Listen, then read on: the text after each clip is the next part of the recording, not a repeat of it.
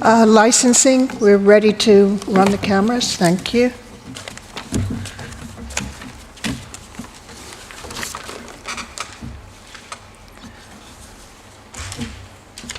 Welcome to RBKC's Licensing Subcommittee, and thank you for attending.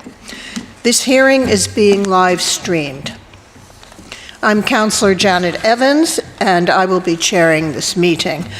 The committee for this hearing comprises Councillor Laura Burns and Councillor Claire Simmons and me. We are joined by David Williams from the Council's licensing team and our legal officer, Lindsay Lemassurier. Also with us are our committee officers, Emily Beard and Holly Weaver and Nimka Mahudin. Before we start the hearing for this case, just a few ground rules. Please keep your microphones on mute until you are invited to speak, as only 2 microphones can be in use at any one time, and please make sure mobile phones are on silent. Thank you. The case before us today is to vary a license for Diana Restaurant and the basement and the ground floor at 5-6 Wellington Terrace, Notting Hill Gate. Now, for declarations of interest, I can confirm that I have no declaration of interest to make regarding this item. Do other members have any declarations to make? Councillor Burns? No declarations. Councillor Simmons? No. Thank you, colleagues. Procedure. For clarity, I will outline the procedure for this meeting, which has already been circulated with the papers. First, the licensing officer, Mr. Williams, will give a brief outline of the application.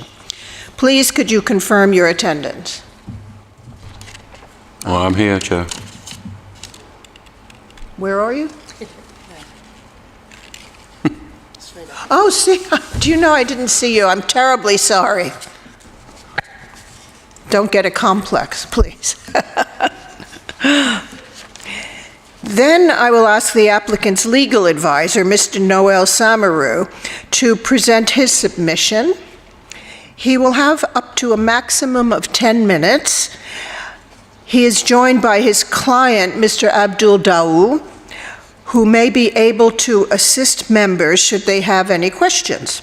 Please, could you all confirm your attendance? Thank you. Then questions will be asked by members of the committee of the applicant, followed by questions by the legal advisor and the objectors. Next, the objectors. Ms. Fiona Fleming Brown, Councillor Joanna Gardner, Mr. Dan Disanaki, and Mr. Rodrigo Pantino, on behalf of Kong Lee and the baby. Thank you. They'll present their objections. They will have up to a maximum of 10 minutes each to do so. Please, could you all confirm your attendance? You have, thank you. Then questions will be asked by members of the committee to the objectors, followed by questions of the legal advisor and the applicant.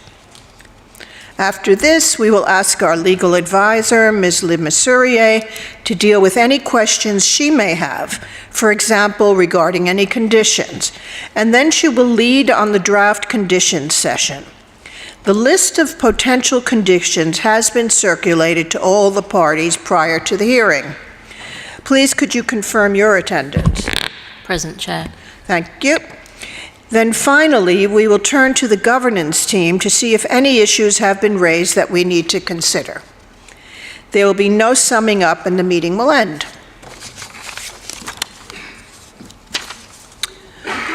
I would like to remind everyone that the committee has read the papers which comprise the main pack and the additional submission from the applicant, which was circulated to the parties yesterday.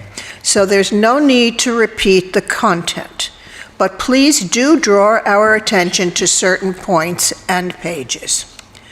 let's get going.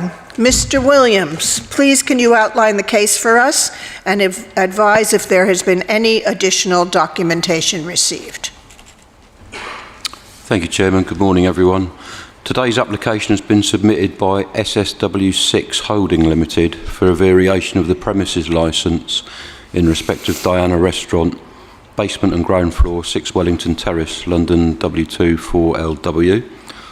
The current licence permits the sale by retail of alcohol on and off the premises from Sunday to Thursday from 1000 hours to midnight, and Friday and Saturday from 1000 hours to 0100 hours the following day.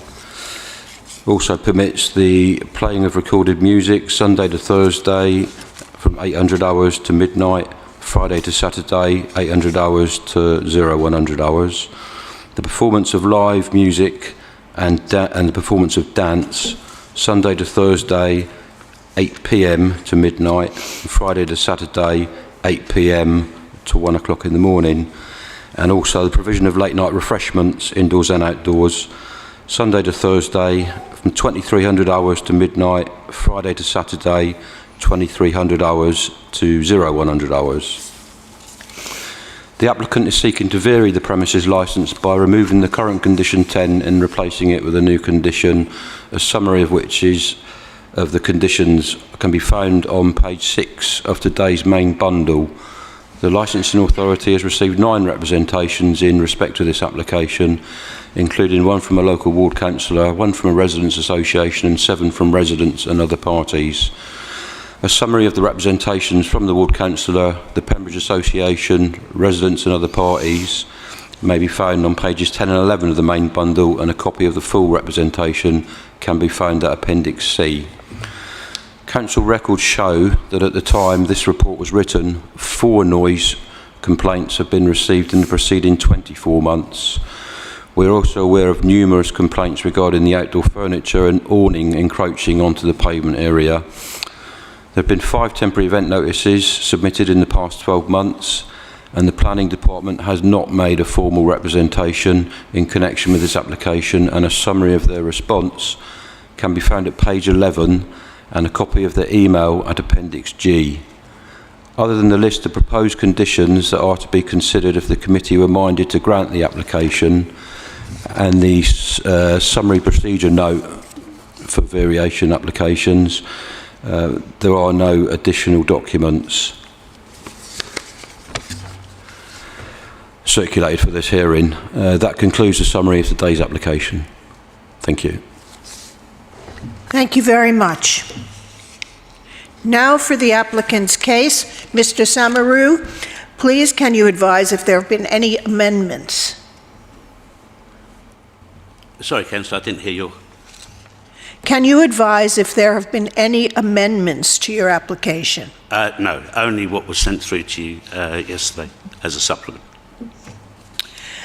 Now, can you present your submission, please? And please have up to 10 minutes to do so. Thank you very much. Good morning, everybody. Good morning, residents. I'm very surprised, councillors, to actually be here today. But the circumstances surrounding our application got a little bit complicated at the beginning. As you're probably aware, 2 applications were submitted. Originally, the application was submitted to remove condition 10 and remove condition 21. That created some confusion with some of the residents that felt that Cafe Diana was going to use the terrace to have parties, nightclubs, discos, and be open until 7 o'clock in the morning. That wasn't the case. We consulted with the licensing team, and they suggested, because of the confusion, that we withdraw that original application. We then entered into a pre-application advice with Melanie and Colin from the licensing team, who visited the premises, sat down with myself and Mr. Daoud, and helped us really to say, look, if this is what you want to do, this is the best way to go about it. Initially, what we wanted to do was submit the application under a minor variation, because it was just to remove a condition, nothing to do with alcohols or times. And as you're quite aware, the premises already has late night refreshment on and off the premises for 1 o'clock Friday and Saturday, and till midnight from Sunday to Thursday. It was then said that the off sales of alcohol was to allow Cafe Diana to do deliveries or for people to take alcohol away. It needs to be said at this point, Cafe Diana does not sell a lot of alcohol. They're not that type of business. However, as everyone is aware, since COVID, high street businesses, cafes, bars, they've all been struggling a great deal. So to try and help Cafe Diana survive through the difficult times, he wanted to use his front terrace for an extra couple of hours on a Friday and an extra couple of hours on a Saturday. This created a great deal of concern from his next door neighbour, who closes their shop at 5 o'clock. Why that has created such a problem for them, I think you know by the documentation I submitted to you. There's an ongoing dispute with Cafe Diana and next door through a party wall dispute and a trespass dispute that I think will end up in court, but that's a different issue. The reason I mention it is that his neighbour proceeded to drum up as much support to object to their application, which is their right to do, but what they should have actually done is told the truth and actually described exactly what the application was for, which they didn't. I think licensing, I sent a document that was circulated, and I don't know if any of the residents here received it, which even had a QR code that was generated on it. Everybody has denied doing that document, so nobody knows who produced it. But to go out of your way to produce a document that says that Cafe Diana wants to stay open until 1 o'clock every night of the week, and put a QR code where the residents can go and place their objections, I found to be extraordinary. However, our application was a simple one, councillors, and that was for Mr Daoud to use the terrace until 1 o'clock Friday and Saturday. That's it. It's his terrace. He even took the extra steps to condition it as well, to say it will only be no alcohol, no food, just for people to sit and relax for an extra couple of hours on a Friday and Saturday. And as you know, Cafe Diana is a huge draw for not only residents, for tourists,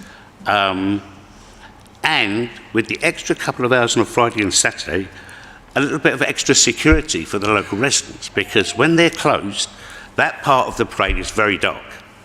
And very recently there have been two quite serious incidents that Cafe Diana being open have managed to intercept it, call the police and have the people arrested. One was last weekend, and I don't know if some of the residents are aware, there was a man running up and down the street, in and out of your news, with a 12-inch knife. What he was doing, we don't know. But the people outside Cafe Diana saw him, phoned the police, and the police intercepted him on the corner of the Mews, and he was arrested. What he was about to do, we don't know, but we were told that he had attacked 2 or 3 other people earlier on in the day. About a month before, a young lady was punched in the face just outside the pub. If you're standing with your back to Cafe Diana, on the left, punched in the face, and they tried to steal her mobile phone. Again, Cafe Diana's, one of the waiters intercepted. A policeman came across, he was bashed to the ground by another guy, and the waiter helped the police officers, and other police officers arrived to assist. So there is a great deal of help for the residents as far as security is concerned, and you'll see that some of the supporting evidence that you have are for young ladies that come home late at night and they live above and they feel that it's safer for them at night time. We take any objections or complaints from the residents very, very seriously. What I am surprised about is Councillor Gardner's representation. My client has been in business there for 35 years. Never had a complaint at all. The complaints that David mentioned have all been very recent. and I wonder why. David did mention that a number of temporary event notices were put in last year during the summer. The reason they were put there was to ensure that Cafe Diner can operate those premises without complaint in the right manner. There was not one complaint that came in against or objecting to those temporary event notices or complaints when they were open till 1 o'clock. So we want to try and say to the residents, look, this is something that you can benefit from. It's not something you should be concerned about. Mr. David's a very, very nice guy. He's been there a long, long time. And you can go and talk to him. If you have concerns, speak to him. But to listen to gossip and scaremongering is very unfortunate. At that point, I'm starting to ramble now, Councillor, so I'll stop there, but I think you get the general gist of what we're trying to say, and that is we are very open to any of the residents. Cafe Diner is a focal point for that area, and we're just very, very surprised that Councillor Gardner has said in her representation, she walks past there very often. I know she's been a councillor since 2022. Mr. Dale is also one of her constituents who's been there for 35 years, and she didn't actually stop in to say hello and what are the difficulties, because we probably wouldn't be here if she'd done that. Thank you. Thank you very much. I will now take questions from the committee. Councillor Burns, do you have any questions?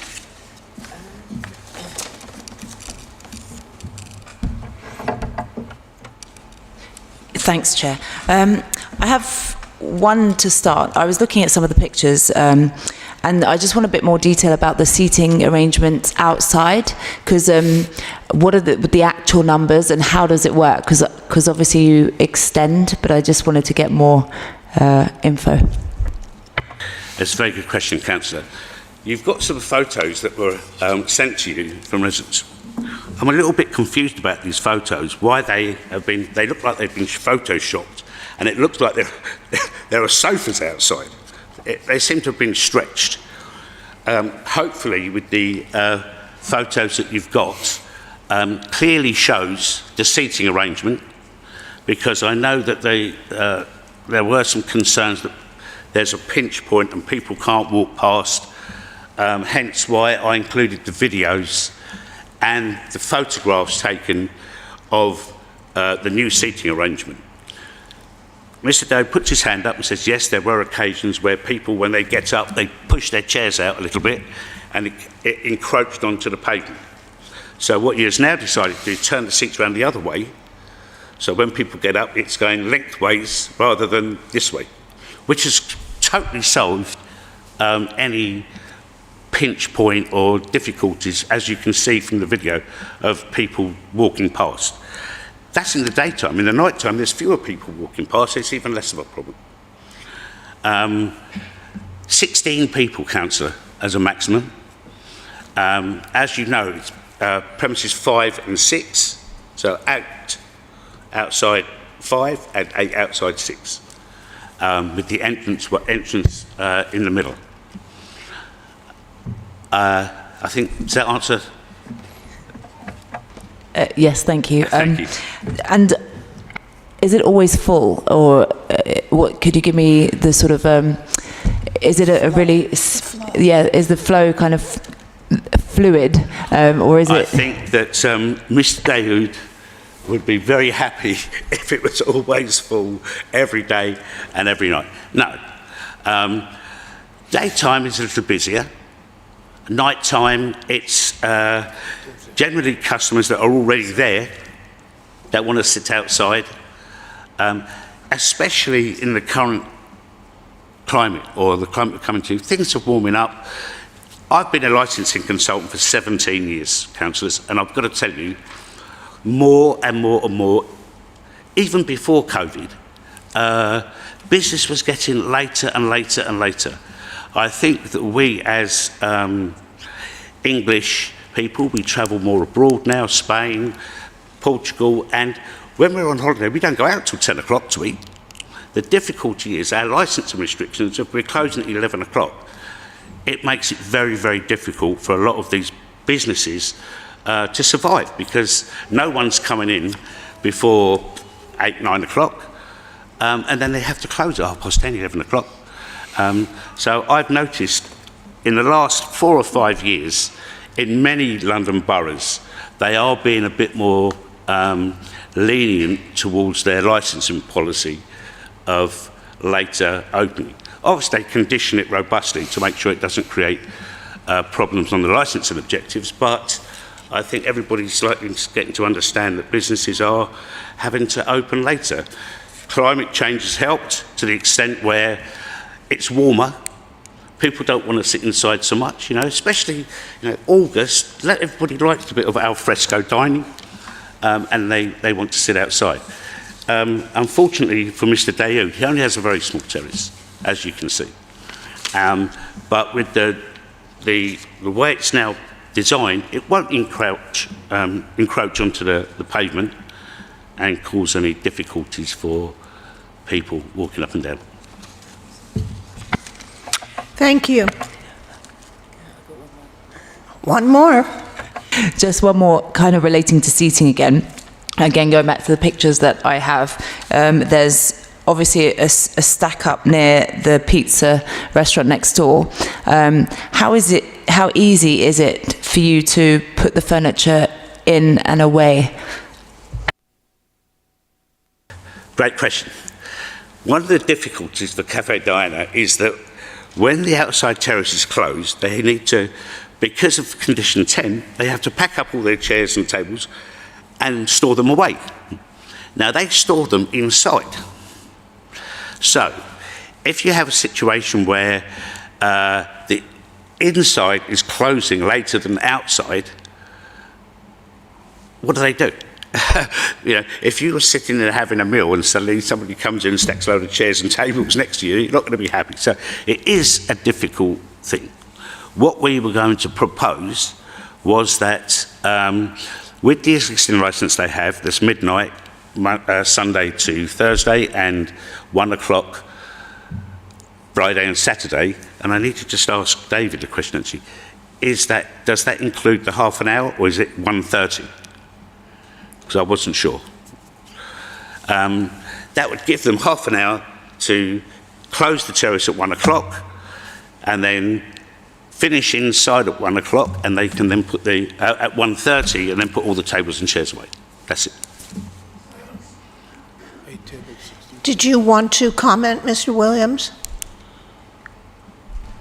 Just on the question he asked about Yes, 30 please. minutes, only if there's a condition on the licence saying that everyone needs to be off the premises 30 minutes later. Thank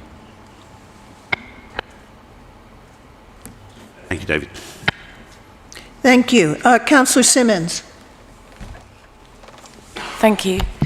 I was just wondering, according to the proposed condition, if there's to be no licensable activities on the forecourt, what will people be doing? Sorry, Councillor, what would be? What will the customers be doing if there's no licensable activity? They will just sit there, smoke shisha. What we were hoping was that he could serve Moroccan tea and coffee. However, as you know, under the current late night refreshment laws, it does say food and drink. So he will be restricted to Coca-Cola's, orange juice, and that's it. Unless the council is minded to slightly give him the leeway of having tea and coffee available. Thank you. Thank you. Can I just interject? I think you probably need to amend your late night refreshment to accommodate that. Sorry, can you hear me?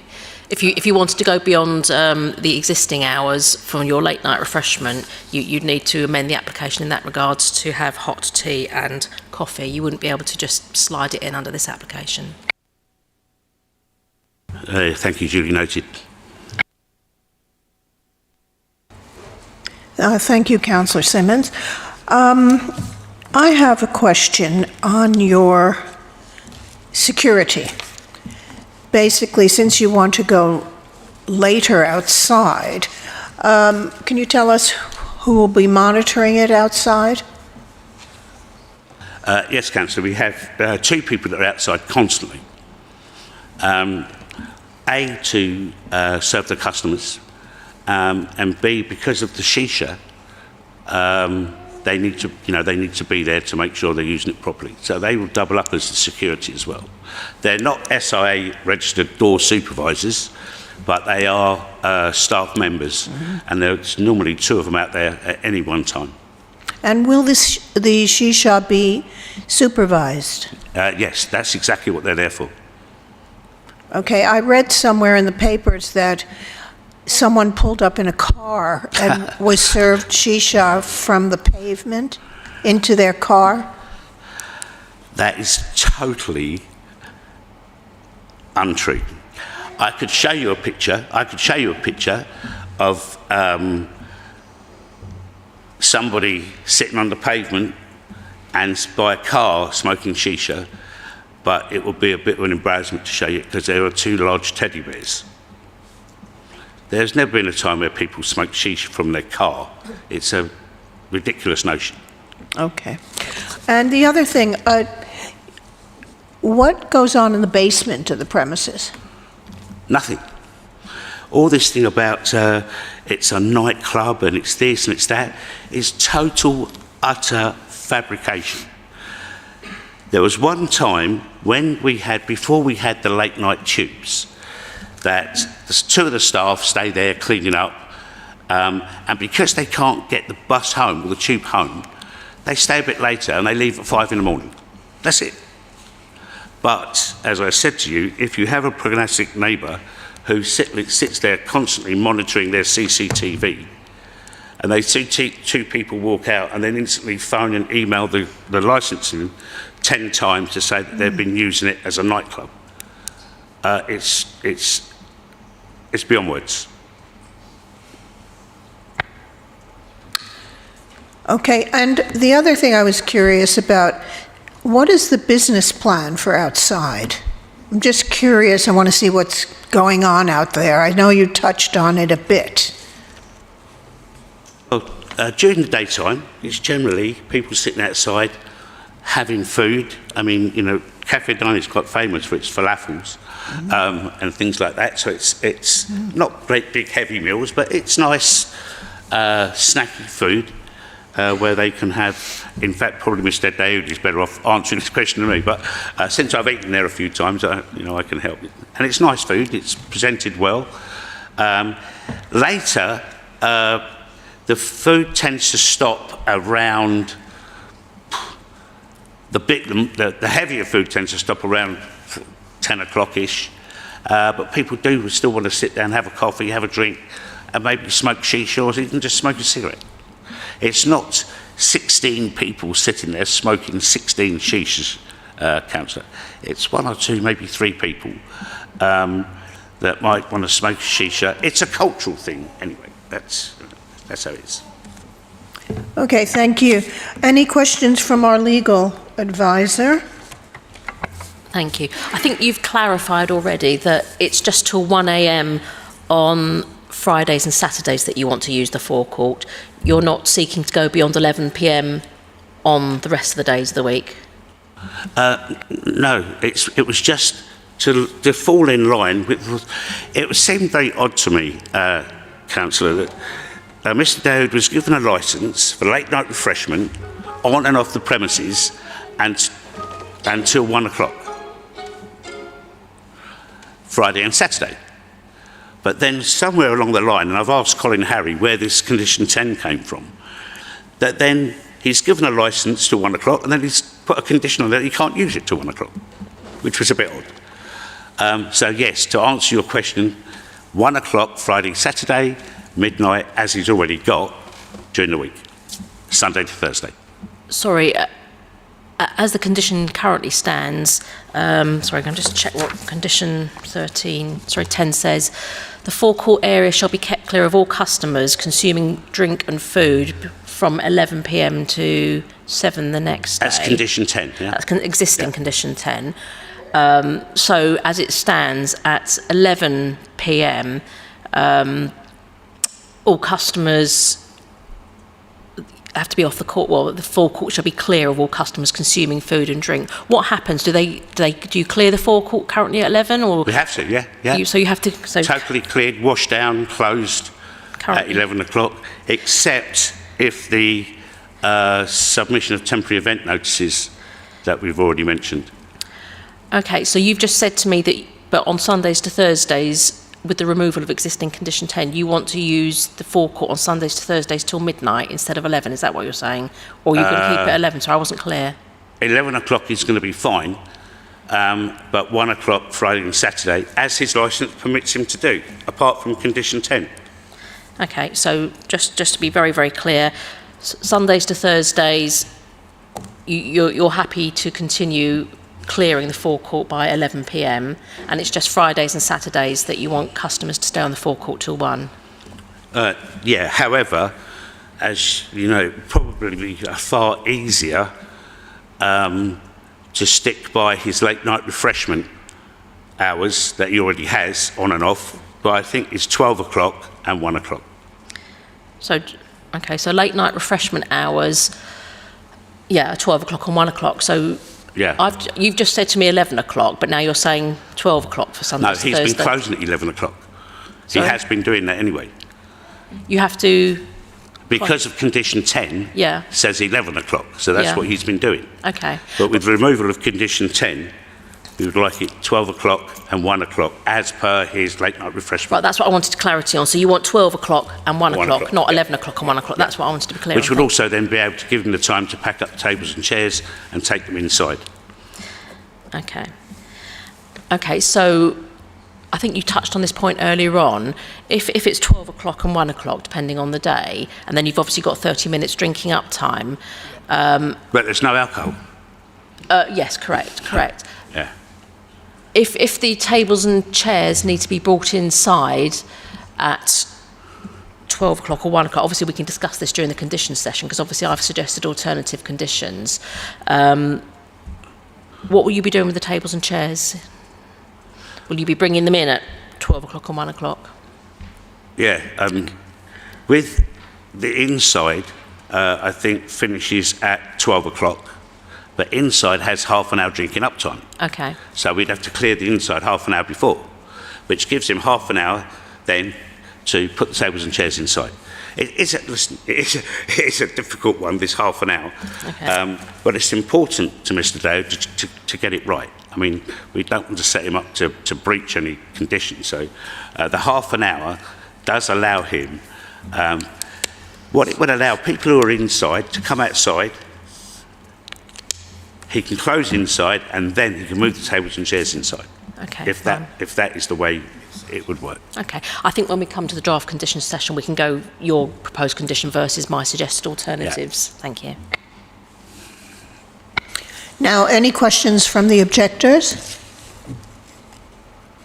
Councillor Gardner? Thank you. Very nice to meet you. In terms of the tables and chairs, so what's happening to them now when you're closing the forecourt at 11 o'clock?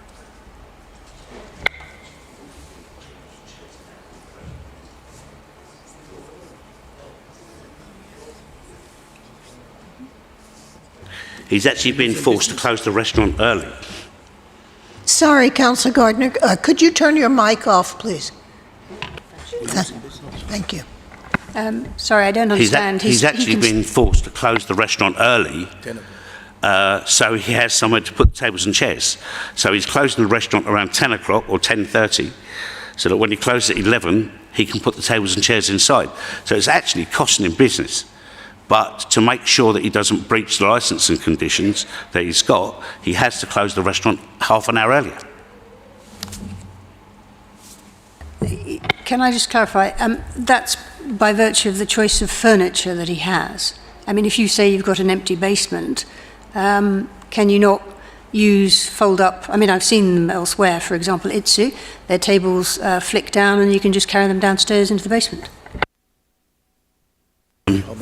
I don't think that his 8 tables and 16 chairs being carried up and down from the basement is going to be very safe, and can't really expect his staff to do that anyway. So no, that's not a viable thing for him to do. Can I also clarify, when I went past yesterday, and by the way, I have lived in the area for 30 years and I've been a councillor for 18 years in another ward, so I'm not completely new to the job, but I respect that I've only been a Pembridge councillor for 2 years. The shisha pipes were again on the pavement last night, yesterday afternoon. Could you explain that, please? I personally can't explain it, Councillor, because I wasn't there. But maybe you'd like to ask Mr. David. Hi, good morning, everyone. I was there last night, and I made sure all the shisha sitting on the forecourt. Literally, and I took picture for that as well. If you pass by there, can you? I went past at. Yeah, but do you have any evidence? Why would you? You've got the iPhone. Can you take picture? Then you could slap me in the hand. That was just a question. Okay, I just wanted a straight answer, but I'm not here to submit evidence today in a photograph. It's too late. No, Councillor, I think you did say that you passed and you saw them there, and Mr. David is just saying to you that, as far as he was concerned, he's got a photograph to show that there were no shisha pipes on the pavement. And that's agree to disagree.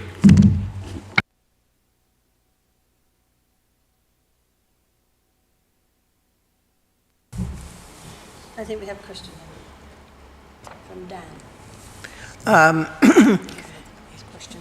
Yes. Dan? Hi. I did have a question about the seating arrangements. I saw some photographs that were sent through in the last 24 hours, which appeared to show tables with seats facing each other as the proposed configuration.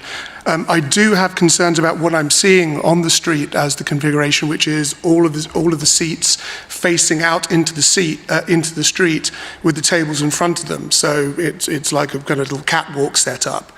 Can you tell me which of these is actually intended to be the setup going forward? Because what I'm seeing in the photographs is not what I'm seeing on the street. I think what you're seeing in the photographs is a daytime setup where the seats are facing them, because, as I said, they're busier in the daytime. And in the night time, their seats are up against the window with one table in front of them. Okay, but this evening and this morning it was both in the same configuration, which is all of the seats with their backs, the windows facing out into the street. Yeah. Okay. But that's, I mean, to be perfectly honest with you, that's Mr. David's prerogative, whether he wants to have, as long as he's not encroaching on the pavement, which is obviously the concern, then how he turns his seats, whether he has them facing the road or facing each other, I don't know. That's immaterial. However, I understand your question. Thank you. And your concern would be, if they're facing each other from window to, then obviously anyone standing up is going to push that seat slightly onto the pavement. We understand that. And that's why the configuration is now face-to-face when they're busy. And in the evening, when they're not so busy, they'll have 5 or 6 with a table in front of them facing the road. That's it. Okay.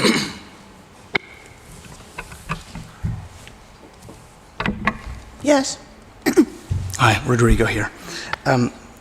I've been reading a bit on the back of what's been happening around the property in the past, and that legal opinion of what constitutes the street for the purposes of requiring street trading licenses is set to include tables and chairs on forecourts within 7 meters of any road or footway.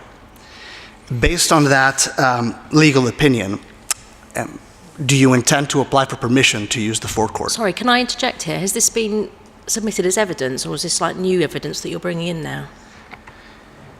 This is something that, in preparation for today, You can't introduce new evidence.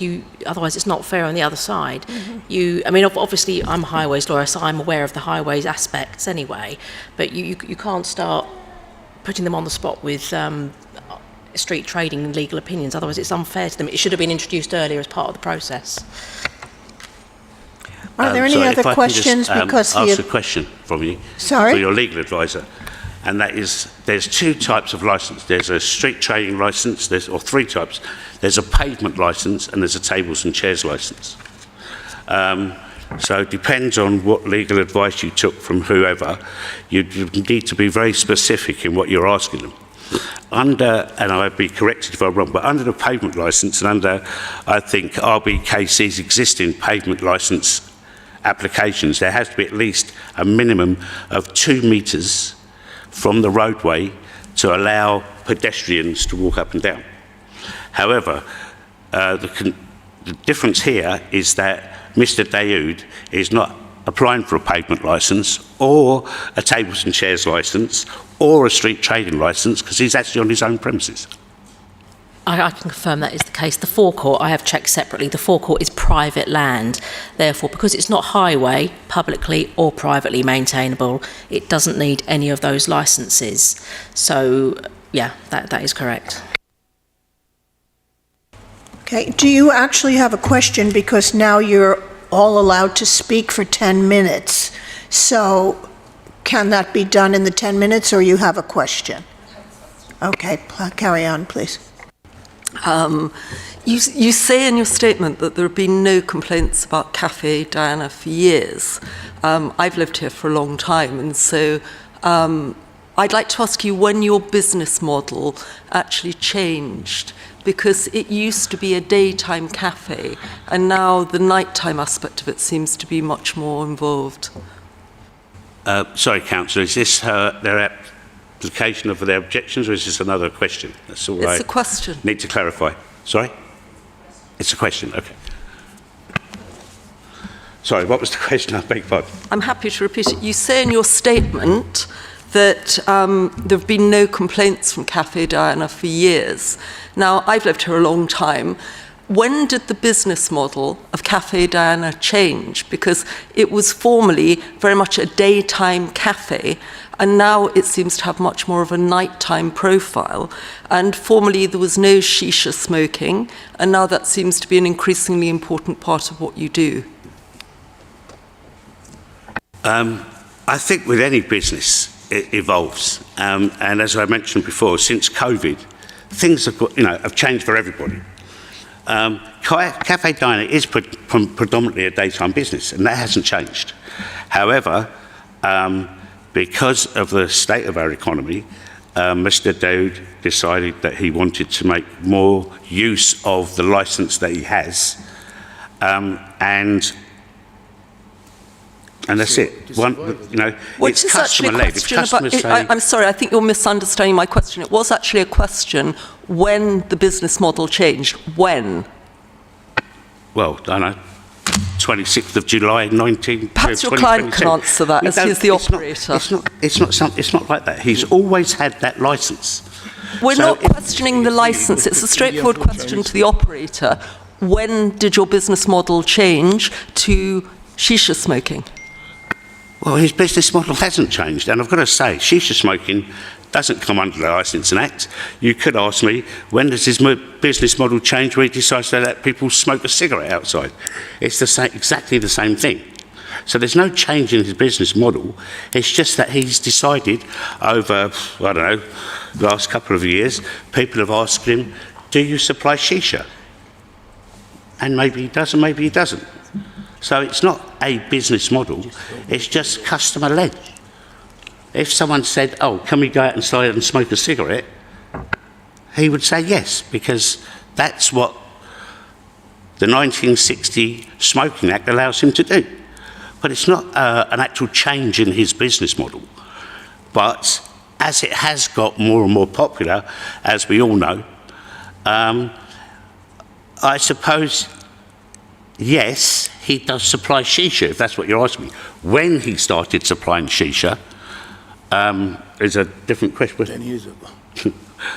He just said to me probably 10 years ago. So it's not something that just changed overnight where all of a sudden everybody's sitting outside smoking shisha. That's not the case. And it's upsetting that that is what he's trying to be presented, that all of a sudden he's got all these people sitting outside smoking shisha pipes, dancing, singing, making noise. It's not the case. It's not the case, and you know it's not the case. And it's very, very unfair to keep saying to him that he's doing all that when he's not. You know he's not.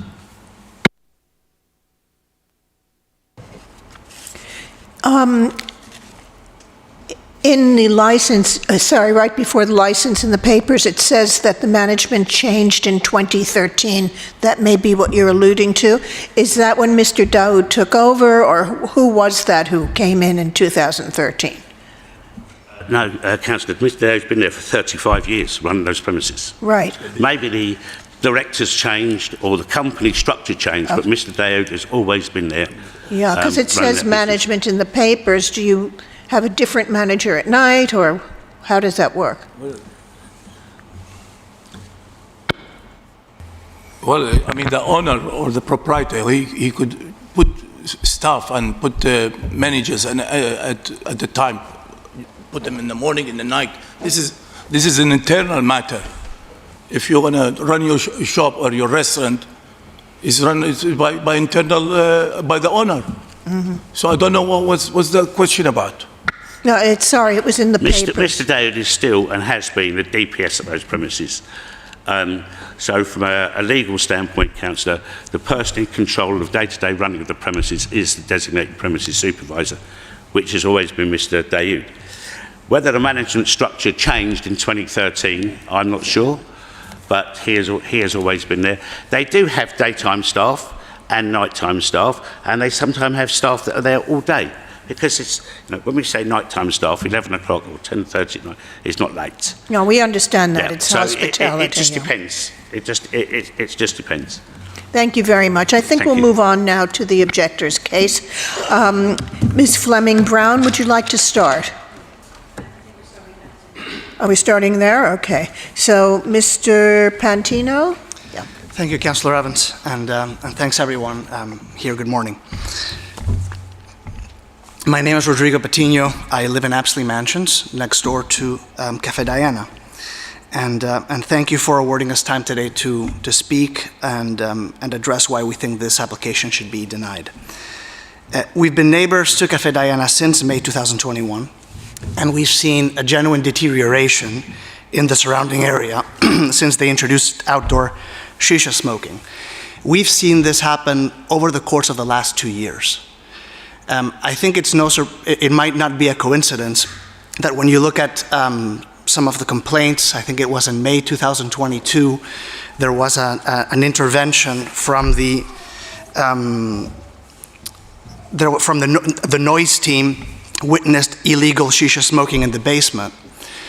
And then later that summer, the shisha pipes came out of the building and started being something that we could see visibly as we walked across the street.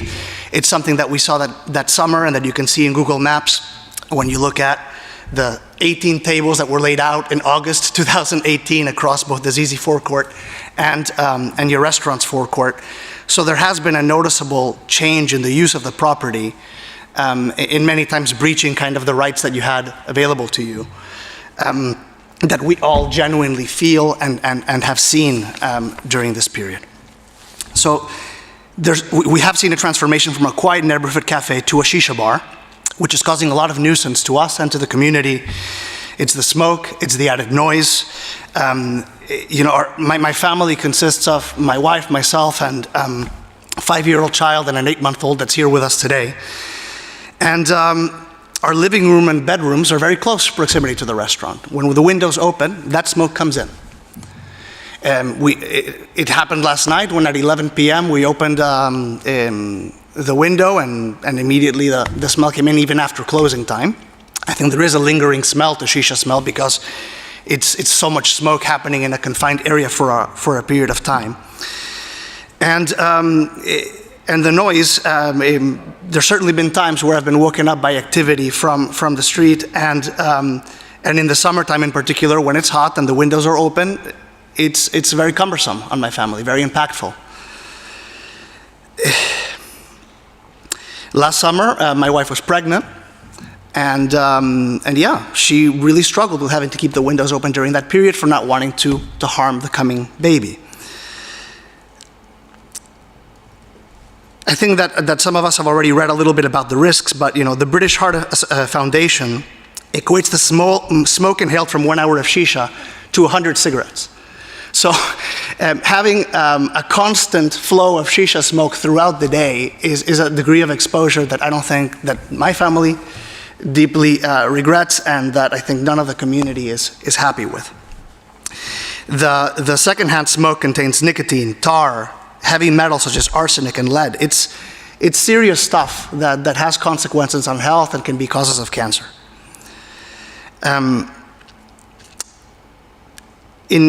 think I've mentioned briefly the use of the forecourt outside Zizi's. We've mentioned briefly how even if they try to restrict to their use of their forecourt, it very frequently extends to just the very natural usage of the property. It's not like you have one table with 2 chairs facing each other on the forecourt in a very constrained manner. You have people organically gathering around tables and intruding into the public space. It's not only the chairs, it's also the canopy.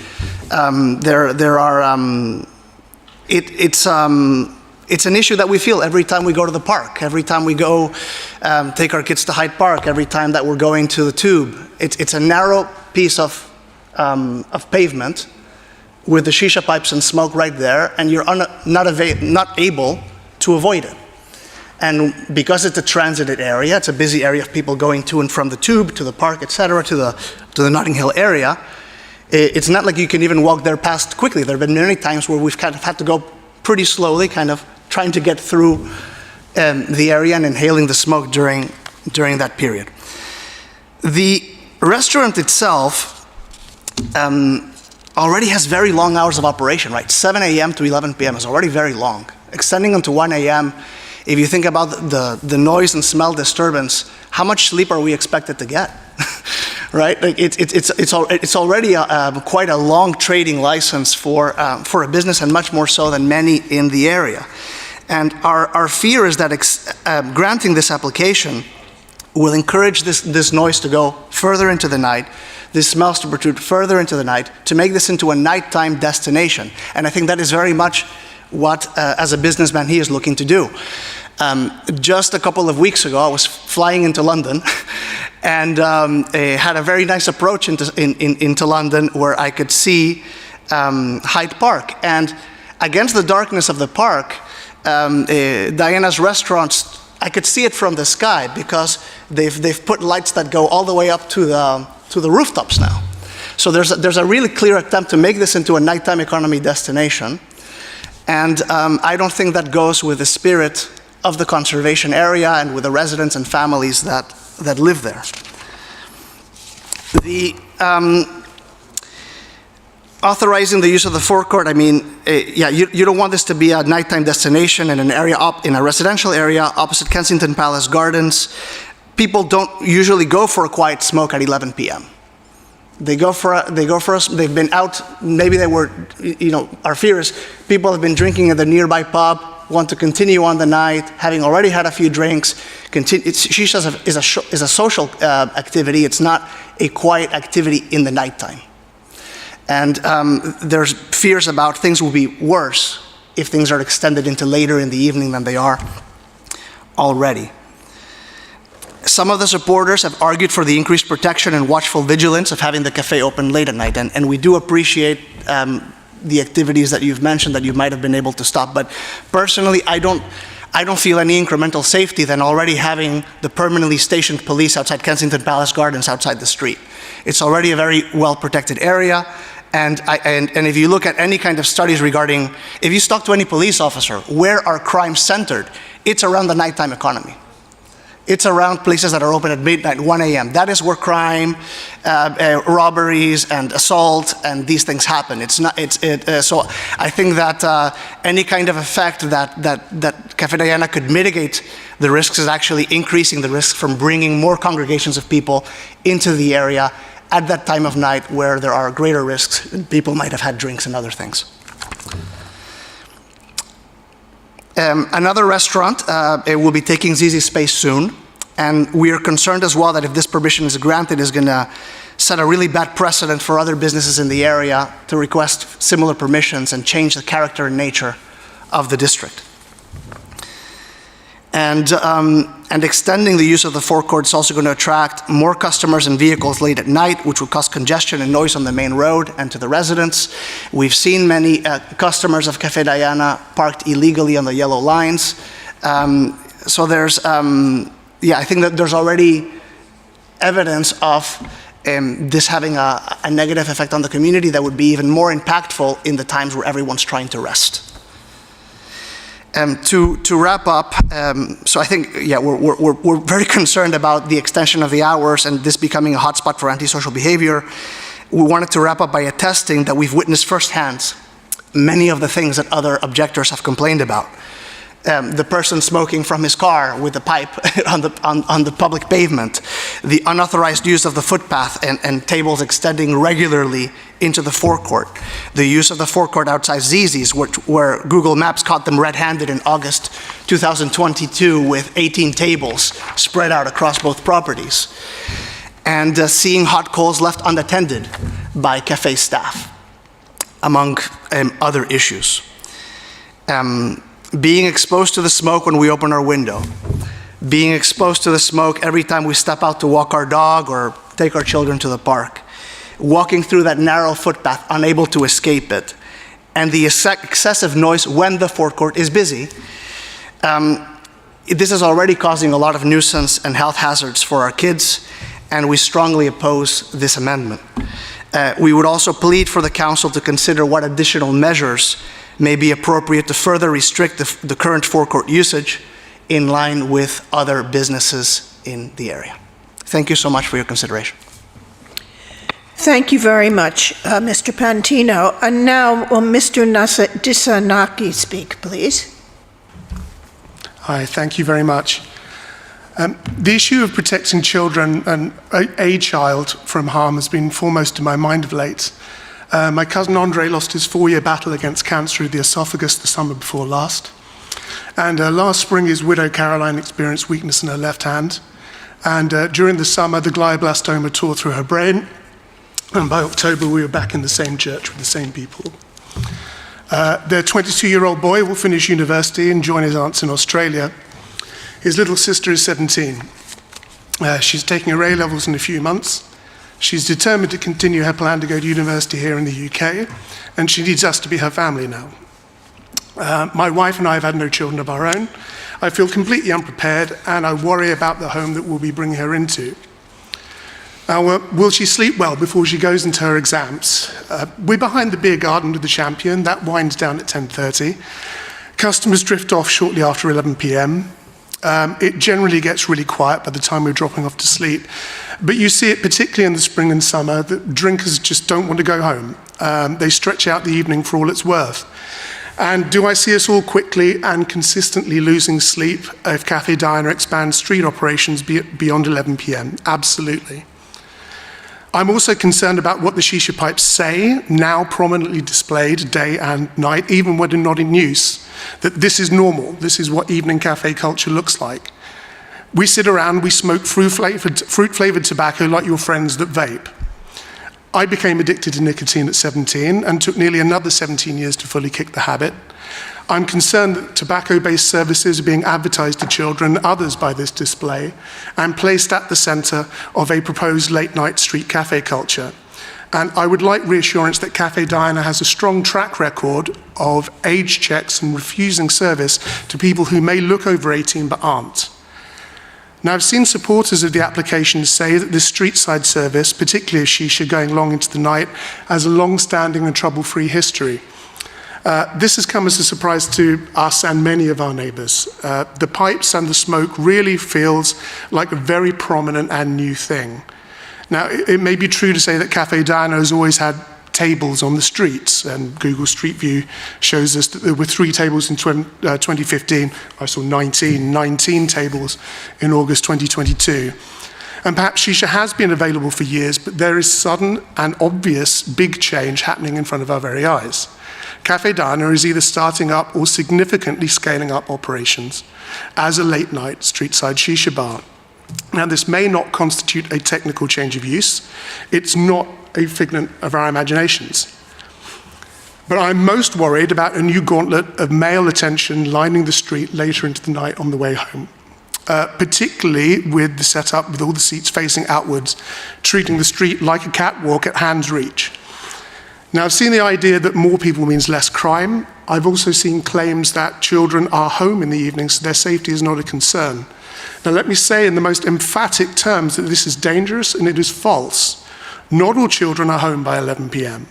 And more people means less of only some kinds of crime. More people later into the night massively increases the risk of other kinds of crime.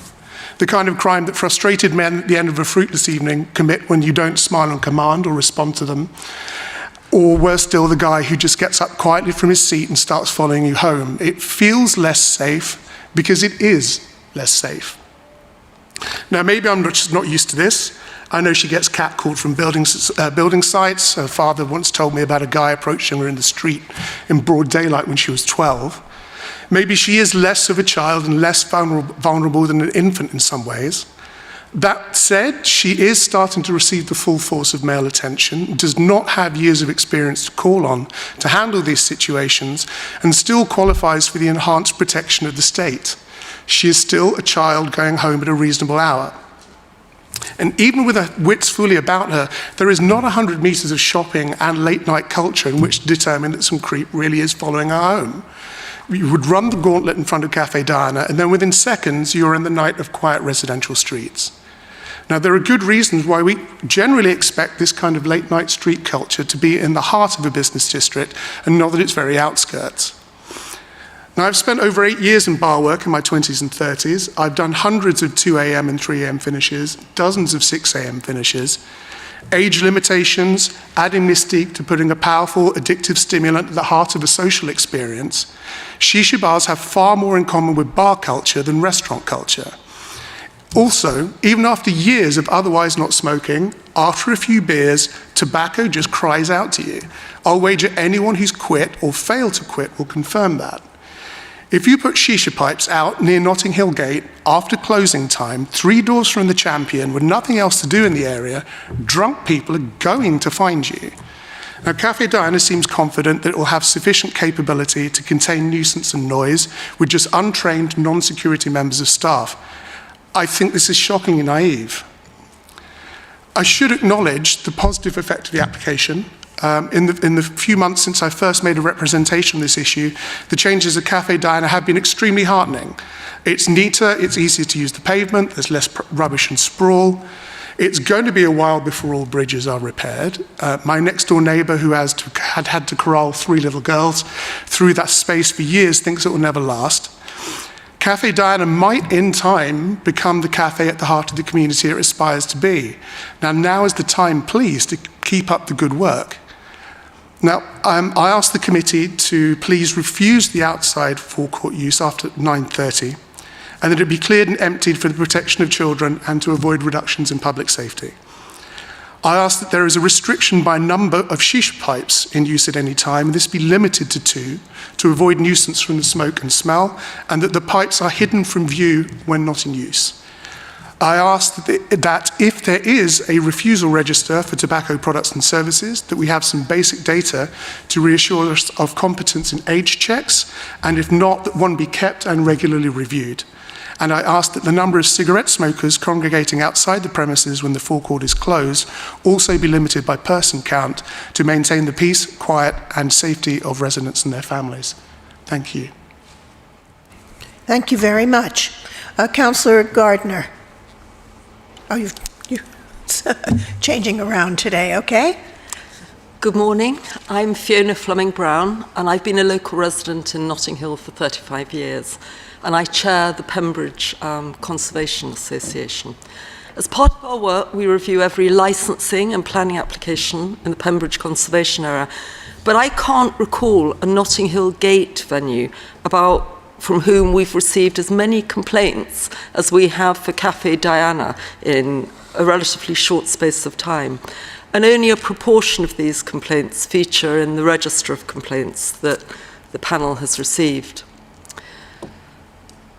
While some of the supporters of the proposal in the pack clearly enjoy the nighttime activities of Cafe Diana.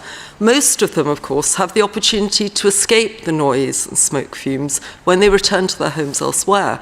Residents who do not enjoy the noise and nuisance have to live with the results every night. We object to this licence change on the grounds of noise and nuisance to neighbours and the general public walking past the terrace. Cafe Diana is situated in Wellington Terrace. It's opposite the Diplomatic Enclave and Kensington Park Gardens. It's a quiet and low-built part of our conservation area and has quite a different character from the busy 60s buildings in the central zone of Notting Hill Gate. It's also quite densely residential, both above the ground floor shops and in the streets behind. And so, given its location, it's not surprising that Wellington Terrace is not a centre of the nighttime economy, as sound levels from traffic and passers-by drop markedly as the evening draws in and the adjacent licensed premises, the Champion, closes its beer garden and then closes at standard pub closing times. We don't think it's appropriate or reasonable for the terrace to be used until 1 a.m. And we believe that if this is permitted, the cafe will attract more shisha smokers. After all, what else are they going to do? They can't eat on the terrace. They can't drink alcohol on the terrace. And so that there will be more noise and nuisance of the type vividly described by residents at this hearing and documented in the statements and the various video clips and the photos in the licensing pack. In short, it will become a late-night destination and an after-hours type venue. The Association's dispiriting experience with dispersal policies is that even operators with the best of intentions and management struggle to contain the activities of late-night patrons once they leave the immediate curtilage of the premises. Patrons often go on to extend their activities in adjacent streets, having loud conversations or telephone calls and smoking while waiting for taxis or just extending their night out. After all, the operators can't follow them down every street turning they take, and the streets adjacent to this are very quiet. The footway in Wellington Terrace is much narrower than the rest of Notting Hill Gate, so it forces passers-by into a much closer proximity with the cafe's terrace and its shisha smoke than is desirable. Sometimes there's waste dumped on the curb and there's a mature street tree, so, there isn't a lot of space there. And like vaping, shisha has a love it or hate it smell. The odour of shisha from the cafe is strong because it has a canopy above it and because of the number of patrons using the terrace. But it isn't just a pungent smell, as Rodrigo referred to in his statement. It's an addictive and harmful substance. The British Heart Foundation website is clear about its health risks. It states, in a shisha session, which usually lasts 20 to 80 minutes, a shisha smoker can inhale the same amount of smoke as a cigarette smoker consuming over 100 cigarettes. Like cigarette smoking, the toxins from tobacco-based shisha put smokers at risk. I think we all know what those are. But it continues. Even if you use tobacco-free shisha, the smoke still produces harmful levels of toxin, which can be just as bad for you or even more harmful than smoke from tobacco-based shisha and cigarettes. This is really not something that we want to see promoted on the streets of our conservation area, not least because the novel aspects of shisha pipes particularly appeal to children and younger adults seeking to experiment. This is something that the British Heart Foundation is actually monitoring at the moment. Since it's illegal to use shisha inside a premises because of the harmful effects of passive smoking, the terrace is the only place where this can legally take place, although we note that RBKC has had to take enforcement action in the recent past against the operators of Cafe Diana who were enabling shisha piping indoors. We ask that licensing objectives 2, public safety, and 4, protection of children from harm, are carefully considered by the panel today in the context of the use of the Cafe Diana terrace. I spoke at the beginning about the character of the Pembroke Conservation Area in Wellington Terrace. It doesn't have a strong late-night culture or after-hours vibe. It's not Soho or Edgware Road. One of the supporters of the proposal refers to his enjoyment of Cafe Diana after his late shift work, so he can extend his night. We fear this will be exactly what will result in greater numbers if this proposal is consented, and this transition will be greatly to the detriment of residents and the area in general. We therefore request that you refuse it. Thank you. Thank you. Councillor Gardner. Thank you, Chair. You'll be relieved to hear that I don't propose to run through all my submissions. I think the views of the residents have been very clear about the impact on them and their neighbours. We also have another objective behind us. I've separately had 2 or 3 objections further that missed the deadline, and those had complaints. I just want to highlight that the outside use of the forecourt after 11 p.m. was put there for a reason, which was to prevent a nuisance to the neighbours and those using the public footpath. And that nuisance has had many forms, whether it's noise from the chatting of the patrons on the terrace to the waiter service, to the customers arriving and leaving till 1:30 a.m. Daily, and potentially at least till midnight 30, as we've heard tonight, to the increase in late night cars, whether the customers are parking outside or in nearby residents' streets, or they're using taxis and Ubers. You get that slamming of the doors when everything is around and it's quiet, and the background noise very much drops down in Notting Hill Gate. And then there's the post-closure clean-up. The removal of the tables and chairs and the big sweep, that's all additional noise, and it's all very late at night. I genuinely don't see that you can't look at an alternative way of moving those tables and chairs in earlier. Then you've got that added nuisance, which is the shisha smoke. We've heard about it in residents' homes, the need to protect children from harm of inhaling, whether they're in their homes or on the streets, and for the passers-by who have to walk past in the plumes of smoke, often contained within a tent awning. The actual awning does have 3 sides, and certainly I walked past very cold day recently, December or January, and all 3 sides were down, and the amount of pavement was absolutely diminished. I would draw your attention to pages 77 and 78 of the pack. You'll see there's a series of complaints about noise, smoking, and the hours of operation. And included there is a public safety aspect, which is complaint 2 on page 77. It's a woman coming home at night. As a woman coming home at night, and with a teenager myself, I very much share those concerns. From my experience of Edgware Road at night, where outside smoking shisha is commonplace, it's not a pleasant place for any woman to walk, whether it's comments, looks, or you're just made to feel unwelcome or unsafe. The truth of it is that none of these issues have gone away since the licence was granted. In fact, I would argue that the nuisance and the risk to public safety has increased with the introduction of shisha smoking. We've heard that the location isn't appropriate for late night activities because it's got residential above, behind and opposite, and frankly those residents need their streets.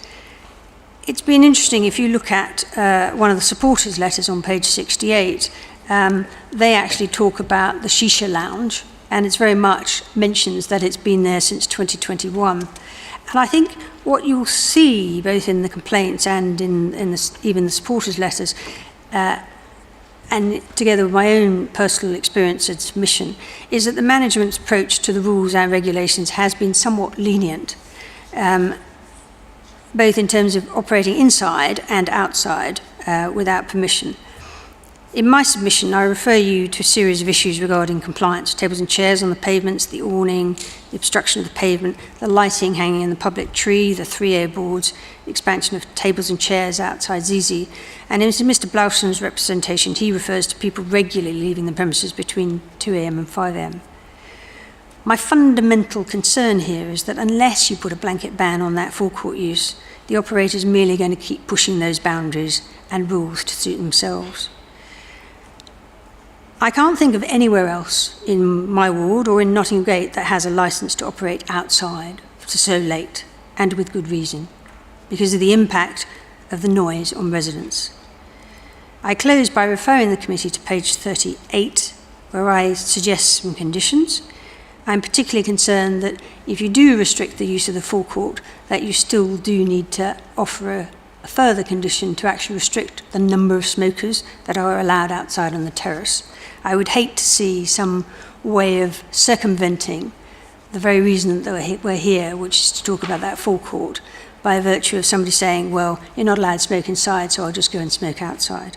So my utmost is control of the smokers outside, conditions on the use of the forecourt, removals of tables and chairs immediately so that residents don't have to suffer that noise at 1 o'clock or midnight 30, and a number and a limit on the number of people who can smoke outside, no glass, metal, shisha pipes or paraphernalia being allowed outside of the front after 9:30 p.m. Thank you. Thank you, Councillor Gardner.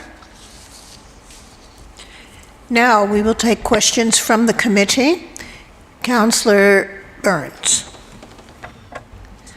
Thanks, Chair. So in the pack, there's it shows there's been 4 noise complaints ending the 20th of May 2023. What does that mean? That they've been doing a good job since then, or what's going on? Because I don't understand why, if you guys are complaining, why there wouldn't be more logged complaints. That's my question. So first of all, I think the enforcement has had an impact, and so it's closed the outside operation. I think the applicant and his advisor have said that they've actually been closing the whole business earlier, so I think there has been a benefit. And I think secondly, they have used some TENS, but I think there's also a habit and people not knowing that things are different.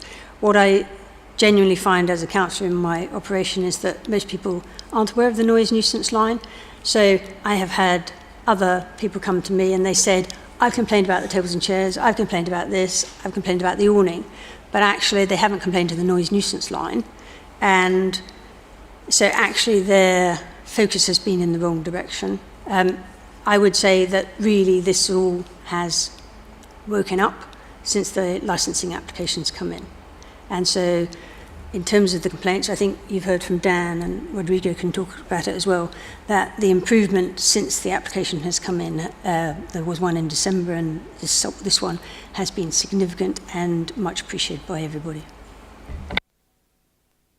Thank you. And just to sort of expand on the TENS, obviously they've had a few from July the 28th, 2023, and then a few in August.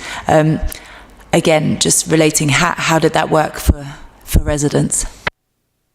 So I think genuinely residents aren't allowed to object to TENS, and I don't think they were aware probably of the difference. Rodrigo, do you want to talk about? Look, I think generally we're the kind of people that are like, keep calm and carry on. I think that this came when we found out about the filing to extend the license. It was probably what threw us over the edge, right? Like, we've kind of been putting up with it, unhappy, even though we've been affected by it, we hadn't yet filed a formal complaint, and through this process we've learned a lot more about our rights, and we'll certainly be much more watchful vigilance going forward.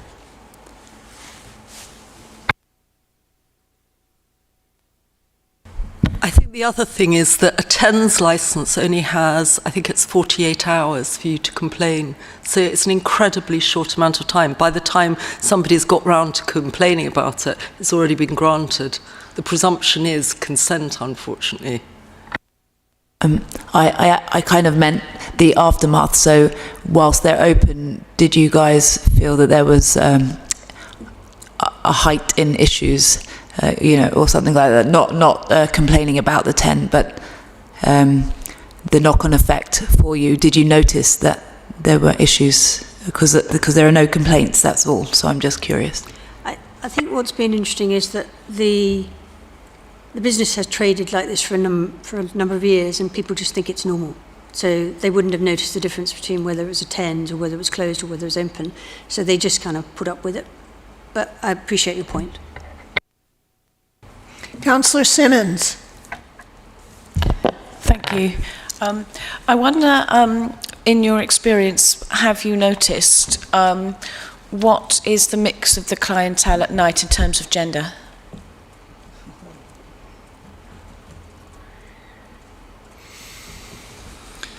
It's mainly men, but there is the odd woman. Okay. And would you all say the same? I would say that, interestingly, the introduction of the shisha smoke has actually made it more diverse, and that we are actually seeing kind of a slight shift in the gender split. We are seeing slightly more women, so maybe towards kind of like 70-30. But no, it is predominantly men. Thank you. Sorry, Councillor, that might be a question more appropriate to the owner of the business, how many women and men he gets, because he's not going to know. Is the applicant permitted to answer?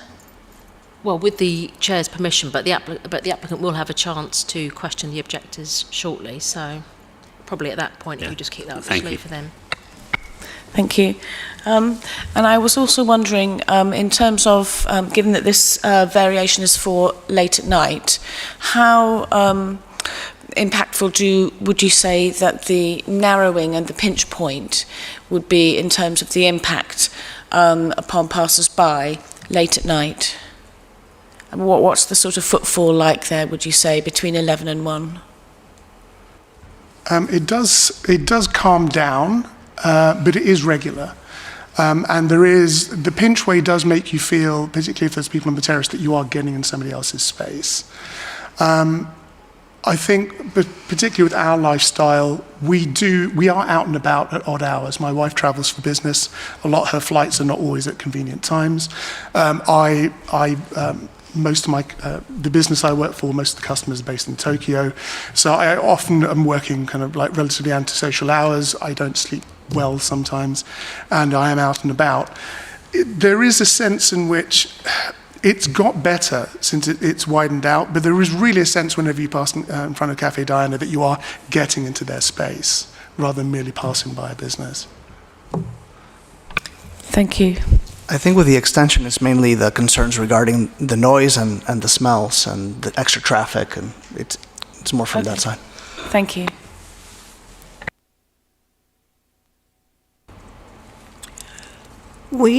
You mentioned about shift workers, and wouldn't you think that it's advantageous for shift workers, including nurses and doctors?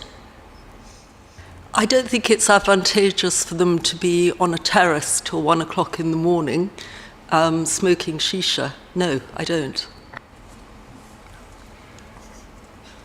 And I also understand that there was a supporter who's disabled, so there is space for a wheelchair, isn't there?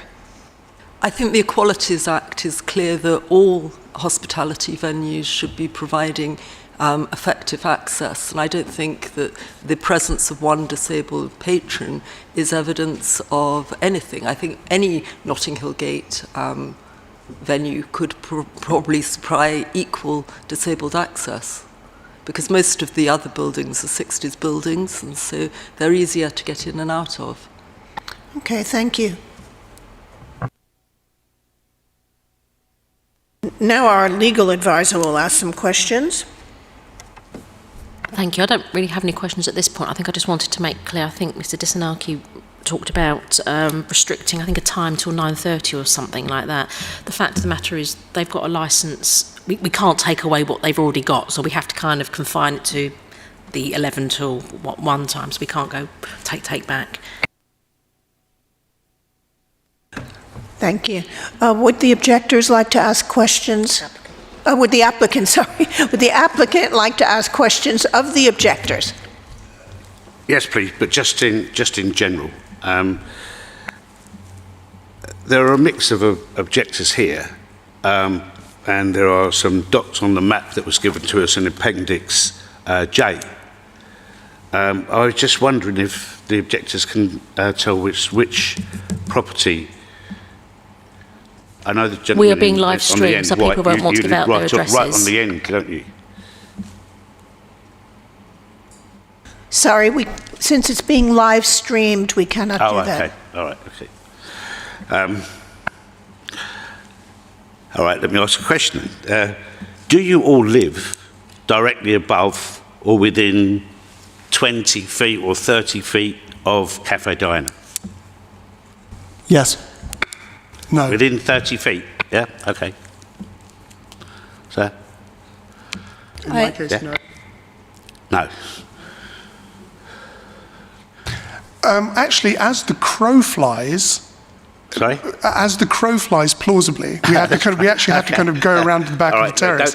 you don't have to explain, actually, but- yes, okay. All right, it is possible so- within okay, 30 that's feet fine. directly. And were you aware as objectors, and if you've obviously read the pack, that there were probably the same amount, if not more, and if I'm wrong, please correct me, people supporting the application that live directly above? Were you aware of that? Because they're your neighbours as well. I think we were, and it was clear that those people are patrons of Cafe Diana. But our issue as objectors is with all those people who don't enjoy the smoke and other aspects of the operation of the terrace. And I do note that some of your supporters live as far away as North Waltham or Edgware Road. So it is a very different thing to enjoy the use of a venue and then go home to your own clean, smoke-free street, which is quiet, than it is to actually be living very proximate to it every single night. You've obviously read your own objectors' reports, because one of your objectors says that he owns 2 apartments that he rents out, and he doesn't live anywhere near the area. May I So respond? it's one of the same. Let's not get into an argument over it. All I'm trying to say is that there are many people supporting that are not shisha smokers. They're doctors, they're lawyers, they're young women, they're guys, they're couples, all live more local than yourselves. May I point out that the... And my point is this, and No. the question I need to ask is, from Councillor Gardner, again, I come back to, that no engagement has been made with these people either. Cafe Diana is not your enemy. He wants to work with you. But for the point of saying that shisha smoking, that you live 10 minutes walk away, is going to affect your baby's health when you have your window open, but you live right next to a main road that has pollutants every day, is ludicrous. I'm sorry, I live next door to Cafe Diana, and You I don't can live next smell door. the smoke. With the greatest respect, you don't Well, live next door. Okay, yes, Yeah, there's the tiny, okay. now bankrupt acupuncture place, and then me. Yeah. Sorry? That's a very, very small distance. In response to an earlier question, The only disadvantage we're at, Councillor, is I haven't got our people here supporting that could read out and put all the reasons why Cafe Diana is an asset to that area. Unfortunately, they're not here because they've had to go to work. As I said, they're doctors, nurses, We have read the dentists, packet. But you have had the We opportunity have read the to read packet. them, which I really appreciate. So I'm And trying I will to say, point out is that there are 9 there- objectors and 9 supporters. Sure, thank you. There is some common ground, and rather than put, Bill... Sorry? I can't hear. Are you answering a question or making a statement? Sorry, I'm not clear. I'm just going to ask you a question. And I was just going to say, there is some common ground, and really there would be an opportunity, and would you be open to sitting down with Mr. David and working with him, rather than just trying to close his business, because if he can't open late, he will have to close. And that would be a crying shame for that area, for a cafe that's been there for 35 years. And I would also like to ask you, have any of you actually visited the cafe and been there at all? Absolutely, yes. You have? In response to an earlier question, the gentleman who lived directly above, who supported the application, was also the shift worker, I believe. Oh, So right, that's okay. a slightly unusual You know, case. we're not- My wife and I have absolutely been into Cafe Diana. We didn't come back because we didn't actually feel particularly welcomed. Yeah. Mr. David Also, is my not a wife, bad person. my wife, when she moved back into the area, has made a point of waving as she went by as a new neighbour, and she was not particularly responded to. This is why I made the point that you are not yet the kind of neighbourhood cafe that you aspire to be. But he's been there for 35 years and he's got loads of support and he's a focal point of the area. What we're trying to say to you, and this is the question again, Mr. Daoud has been there 35 years. He is not a bad person, but at the moment it feels like there's a you and us, and he doesn't want that. So he would openly invite you, come and sit down with him. If you have concerns, there are things that can be sorted out. But what we don't want to do is be in a situation here today where it becomes a you and him situation, because that has never been the case, and he doesn't want that. Could I just So reply? is your question, are they ready or willing to meet with you and have some residents' engagement with your property? Okay, so Yes, let's Chair, stick to the questions, That is my please. question. And I Thank think you. that's the way, an easiest way to resolve all their concerns. We've got it. We're not having any summing up, so we have your question, and we appreciate it. Thank You've you made very it much. clear. Thank you. I mean, can I just say that I think you'll find there's a commonality on this bench and amongst the objectors that as a cafe, there are obviously challenges about the pavement use. I have, yes, eaten there before. I've lived in the area for 30 years. I literally just live several streets down. I am representing my residents, and those are the people who've come forward to me. I don't think Mr. Doward reached out to me as a ward councillor. I am happy to act as facilitator with residents if they're engaged. I think the challenge that what you have here tonight is today is very much that it's a late night smoking aspect outside that is causing the problem. Actually, I don't think there are challenges to it's the shisha smoking that's really thrown everything up to the problem, and that's why the residents are saying. I think you've heard all about the impact of the smoking on people's lives, and I appreciate that venues you don't tend to nip downstairs to go out to the cafe. You tend to go slightly further afield and then come home. And so I recognise that you are representing your client, and I don't think there's any animosity from our benches at all, but I do think there seems to be a failure to actually appreciate that you have been on the pavement, you have done all these sort of encroachments that actually, after a while, people just get really fed up that they do have to go single file down that side of the pavement and things, as well as the smoking. I think Councillor, now, there was one other question, and that was what the chair asked yes, earlier on. I think and that now, was that, do you appreciate that in the recent 6, 8, 10 months that things have improved? Say since Christmas things have improved, and in terms of the specifics, yes, and that was timely with the objections going into the first application and then the second, yes. I would say that with regards to issues with getting back and forth in front of the venue and with rubbish and with encroachment onto the pavement, that has certainly improved. I'd say that the smoke situation has significantly deteriorated, like massively deteriorated. The smoke situation has gotten worse. thank you. I think it would be appropriate at this stage to ask our legal advisor to deal with the draft conditions and any other queries that she may have, because let's see what we're dealing with here. Thank you, Chair. Has everybody been circulated the draft conditions by governance yesterday? So you've had a chance to have a look. The words in red are my suggested amendments and conditions. So from today's discussions, the applicant has made it clear that they want to remove existing condition 10, which currently requires the forecourt to be clear of customers consuming drink or food from 11 p.m. till 7 the next morning. And they've made clear during the discussions that they want that condition removed so that the forecourt can be used on Fridays and Saturdays until 1 a.m.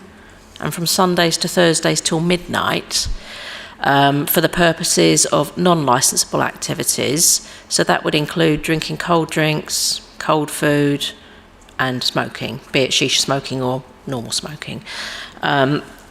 So that initial point has been clarified.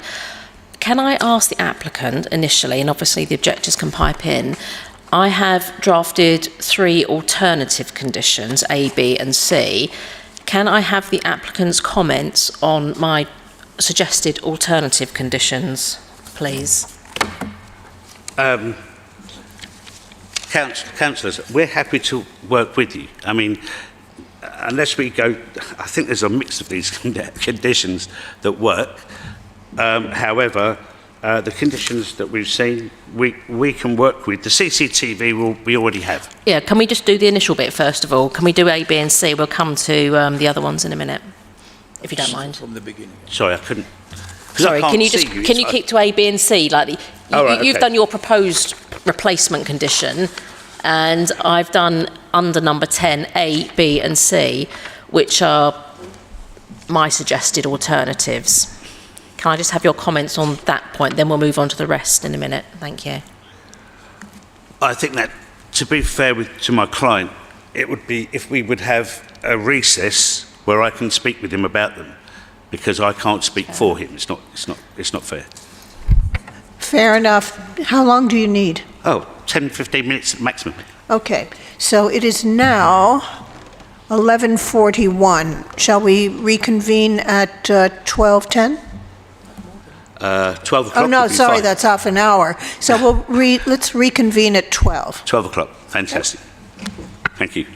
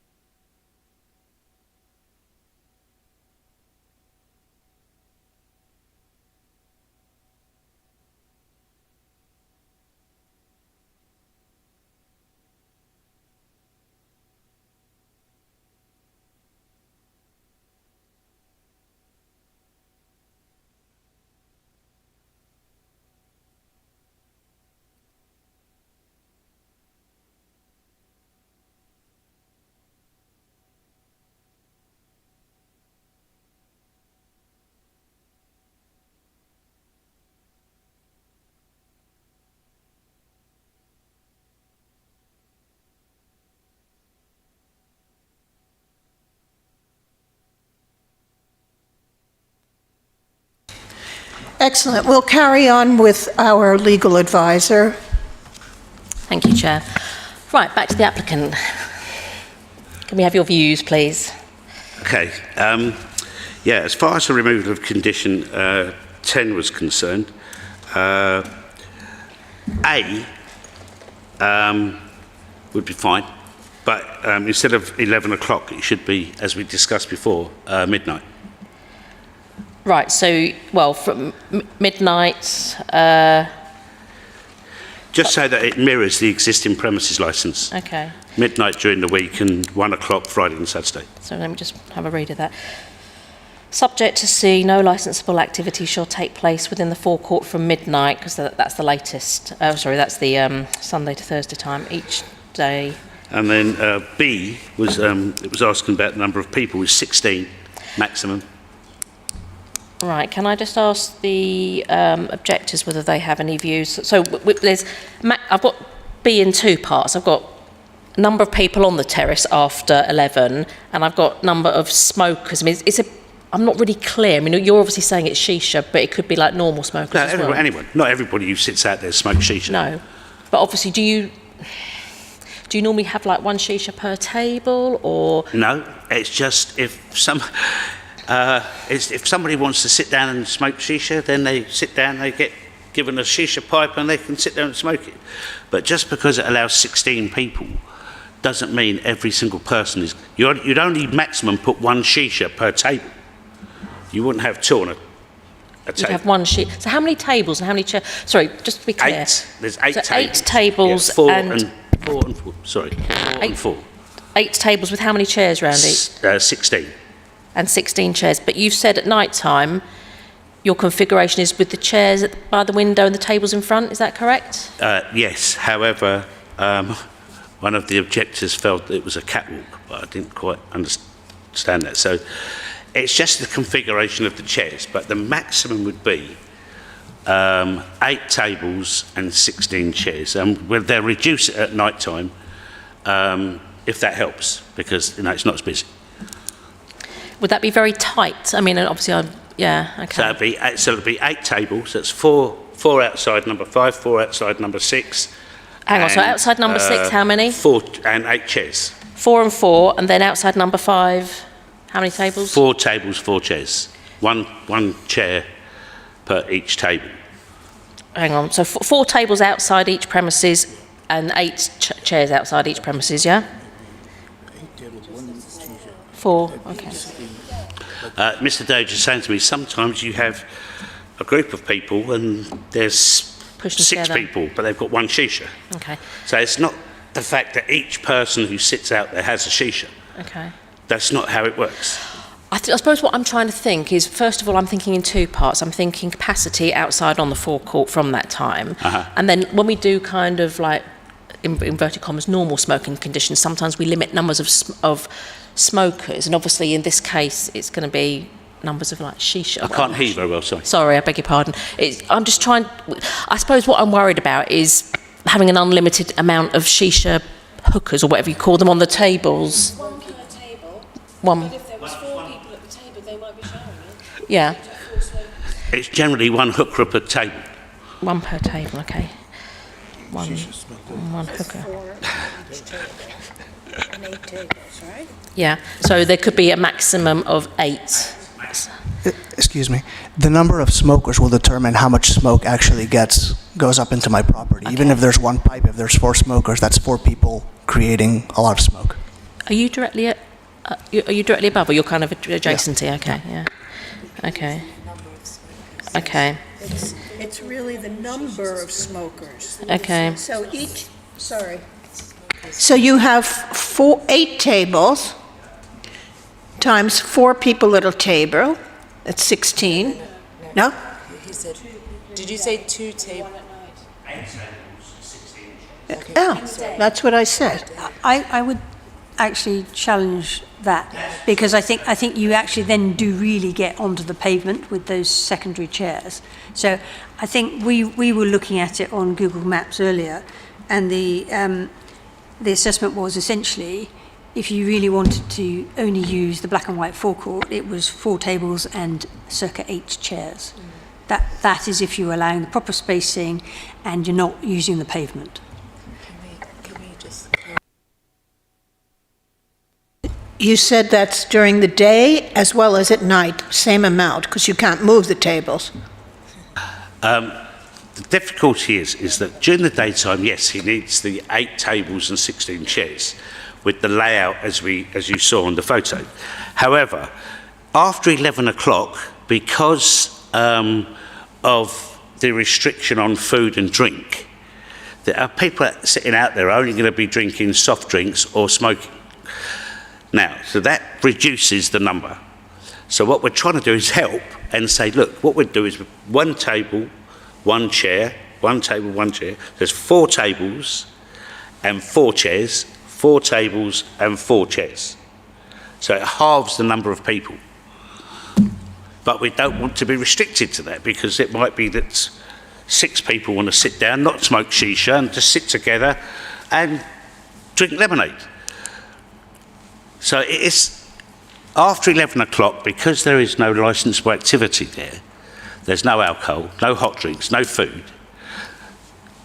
Generally, the only people that are going to be sitting there are people that are going to smoke shisha.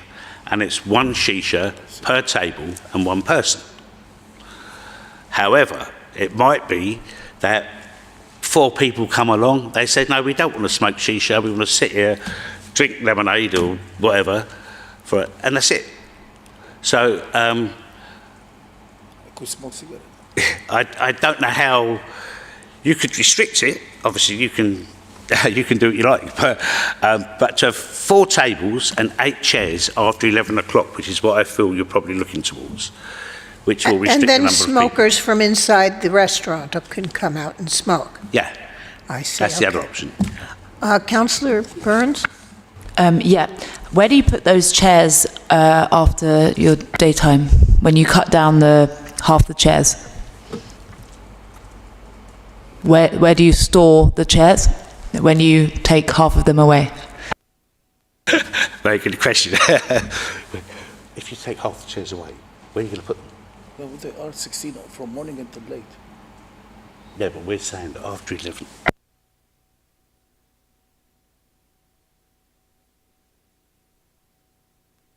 He said for the 8 chairs, he can actually stack them and put them inside number 5. Yeah, by the 5 and 6. 5, yeah. So I'll close it. So he'll just stack them inside.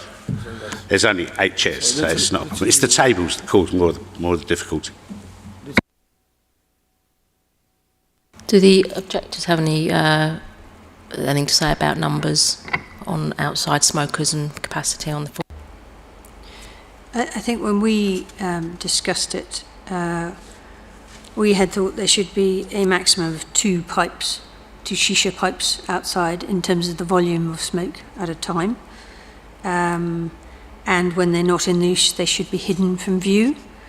And then we also thought there should be some control over, for example, Archer Street has a control over the number of smokers it allows outside after 9:30 I think we need to be mindful that shisha smoking isn't a licensable activity, so there's only so much the licensing committee can do. But obviously we can restrict numbers and hours.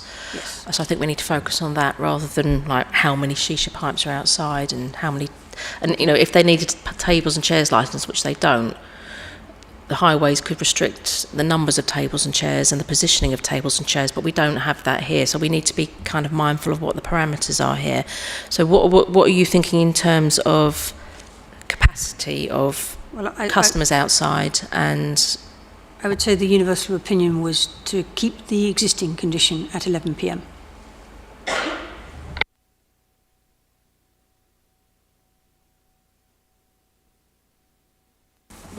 I think at this stage, before we kind of go into the other bits of the conditions, I mean, I think this is something the councillors may wish to ask about, are you able to move on the times that you've requested, or are you sticking steadfastly to them? Sorry. Are you, I mean, obviously you've asked for 12 and 1. Are you sticking steadfastly to those times, or are you willing to move on those times at all?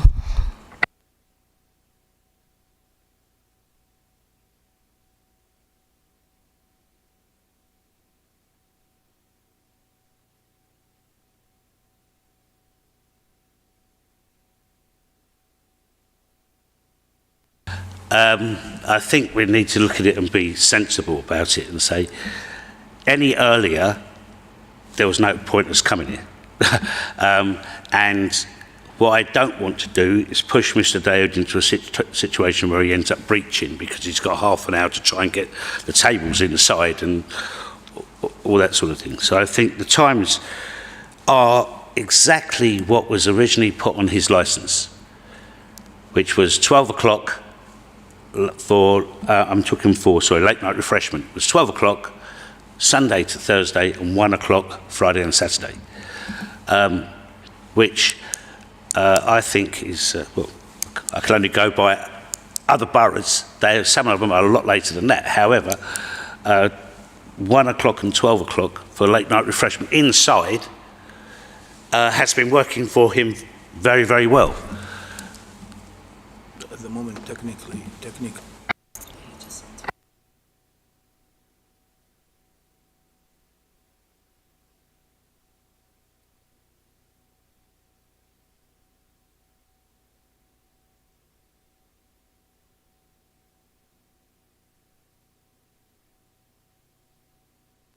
Okay, thank you for that. So we've discussed A, we've touched on B, which is, so you're saying you want no more than 16 customers on the forecourt area from 11 p.m. each night of the week, not on just on Fridays and Saturdays. 12. Yeah, sorry, every night. Hang on, sorry, let's read that again. There should be no more than 16 customers within the forecourt at any one time from, and you want 12, sorry, because you're asking for 12, aren't you? Yeah. Okay, take out the Friday and Saturday, okay. And we've discussed numbers of smokers and tables and chairs. And then going on to C, the forecourt area shall be kept clear of all customers and all furniture shall be removed or rendered unusable by, and then you want 2400 on Sundays to Thursdays and 1 a.m. on Fridays to Saturdays. And obviously you've got to get the furniture inside by those times and get the forecourt clear. Is that correct? You're absolutely right, which Mr. Eddy has given the concession. He has to close earlier. He has to close the restaurant earlier, so he's got somewhere to put the tables and chairs, which is what he's been doing up until now. He's not very happy about that, because he loses half an hour trading inside, but because of the timings, it's very difficult for him. But you've only requested till 1 o'clock, though, haven't you? The other option to help him is to cease all activity.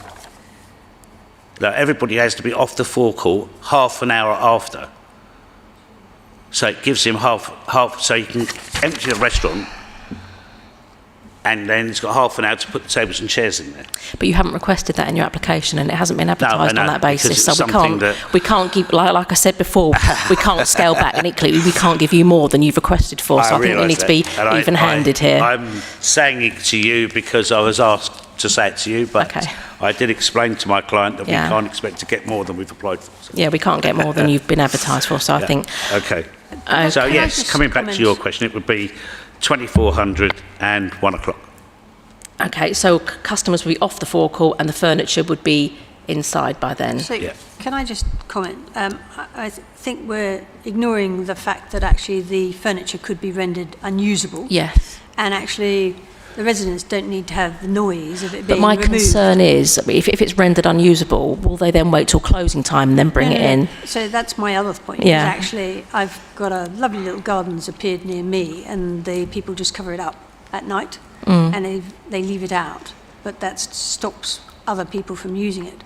So rather than the residents all having the noise at what is now 1:30 in the morning, which will run until 2 when you've picked up the furniture and you've moved it in, is actually, can it not just, the stacked chairs and with a cover over them, and they're just left out there? Well, let's ask the applicant that. Do you have to remove the tables and chairs, or can you just render them unusable and leave them outside overnight so there isn't the noise disturbance later in the night? I think the wording on the current licence itself, they'll be rendered unusable and stored securely. Now, I know there are many places that tend to put a bicycle chain around it or bicycle padlock and lock them in place. It's not something I've discussed with my client, but that would be Conditions, the current condition about rendering That would be unusable. really Let's have a look. helpful Hang on, let's have a look at the existing condition.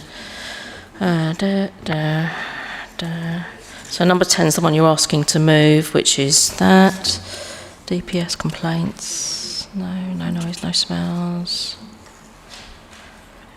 Unless I'm being blind, I can't see anything about existing tables and chairs being rendered unusable.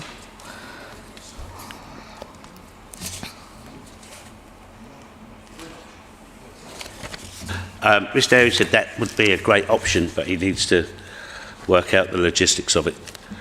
So you can't say at this stage whether they can be rendered unusable as opposed to removed? They would be rendered unusable at that time, but whether Yeah. they could be stacked and stored so that somebody doesn't steal them at 2 o'clock in the morning. I think the evil we're trying to stop is, you have to render them unusable at whatever time is agreed. And then obviously, then there's closing time. I think the residents are obviously concerned about them being physically moved in and the noise that comes from that later on. I mean, are you able to padlock them or whatever needs to be done rather than dragging them inside? I think that's what we're trying to establish, whether that's a possibility. Yeah, that's a great idea, but to render unusable and stack them is fine. That's not a problem. But my question would be, what residents have ever complained about tables being moved inside? It's never happened.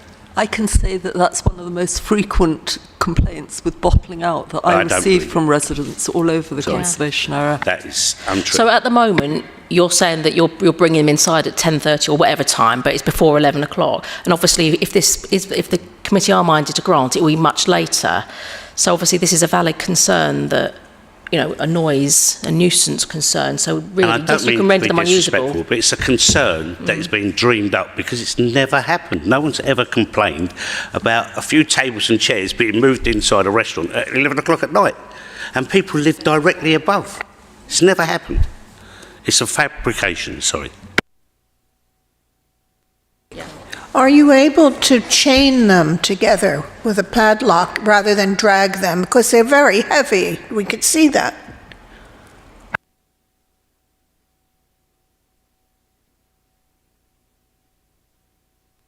On occasion, we've heard them, and we know that other neighbors have also heard them.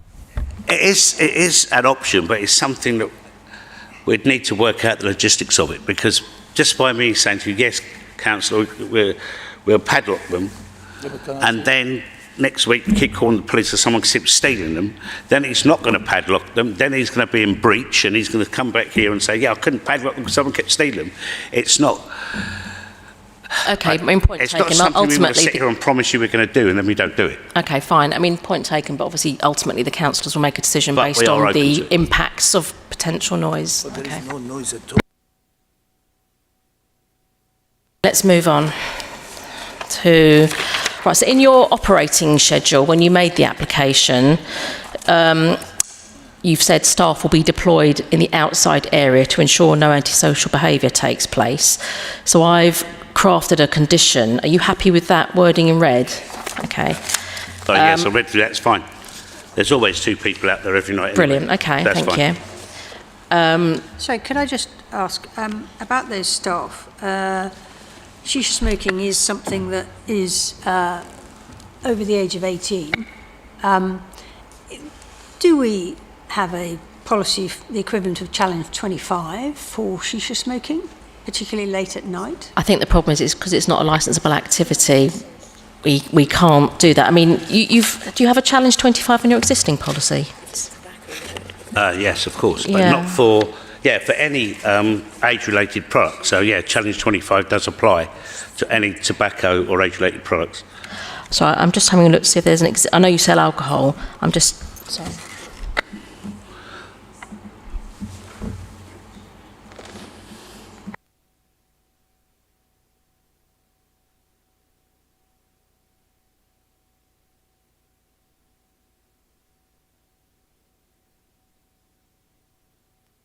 You sell alcohol anyway, and I can't, unless I'm being blind, I can't see an existing Challenge 25 condition, but would you be willing to have a Challenge 25 condition just to complement your alcohol sales? I think that there is probably a Challenge 25 condition already on the premises licence. If not, would you be willing to have However, one? what we could do, we could say that he needs to put a notice up, a Challenge 25 notice there, but we'd need to check to see if, I don't want you to duplicate a condition, that's all. Because I would be very surprised if Challenge 25 was not on the I can't existing see licence. it. I can't see a Challenge 25 condition. So on the basis that it's not on the existing licence, would you be willing to kind of accept the Absolutely, Challenge 25 yeah, condition? No problem. Okay, thank you. Right, I'll just make a note of that. And so in terms of my question going back to the shisha smoking, is to what extent it's having the right checks. And I appreciate it's... Speak up, please. Sorry. The shisha smoking, I appreciate it. It is a product you can only buy if you're over 18. And therefore, if you are seeking to trade in it after late at night, can there be conditions and can the staff be trained in age checks for over 18s and a register for any refusals for over 18s? As I say, we'd like it to be over 25s.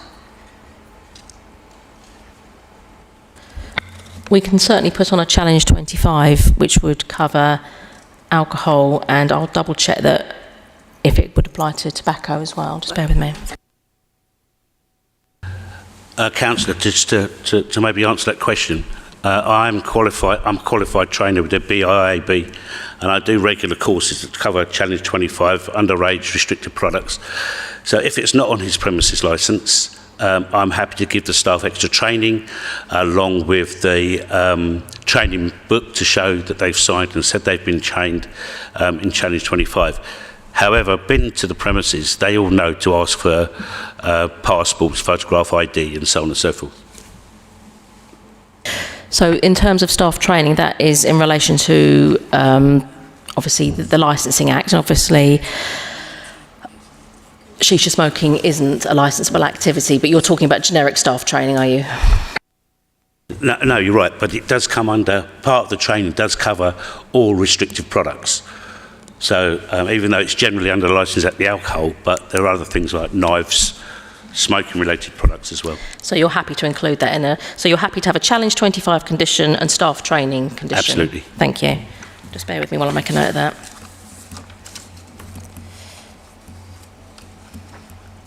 Thank you.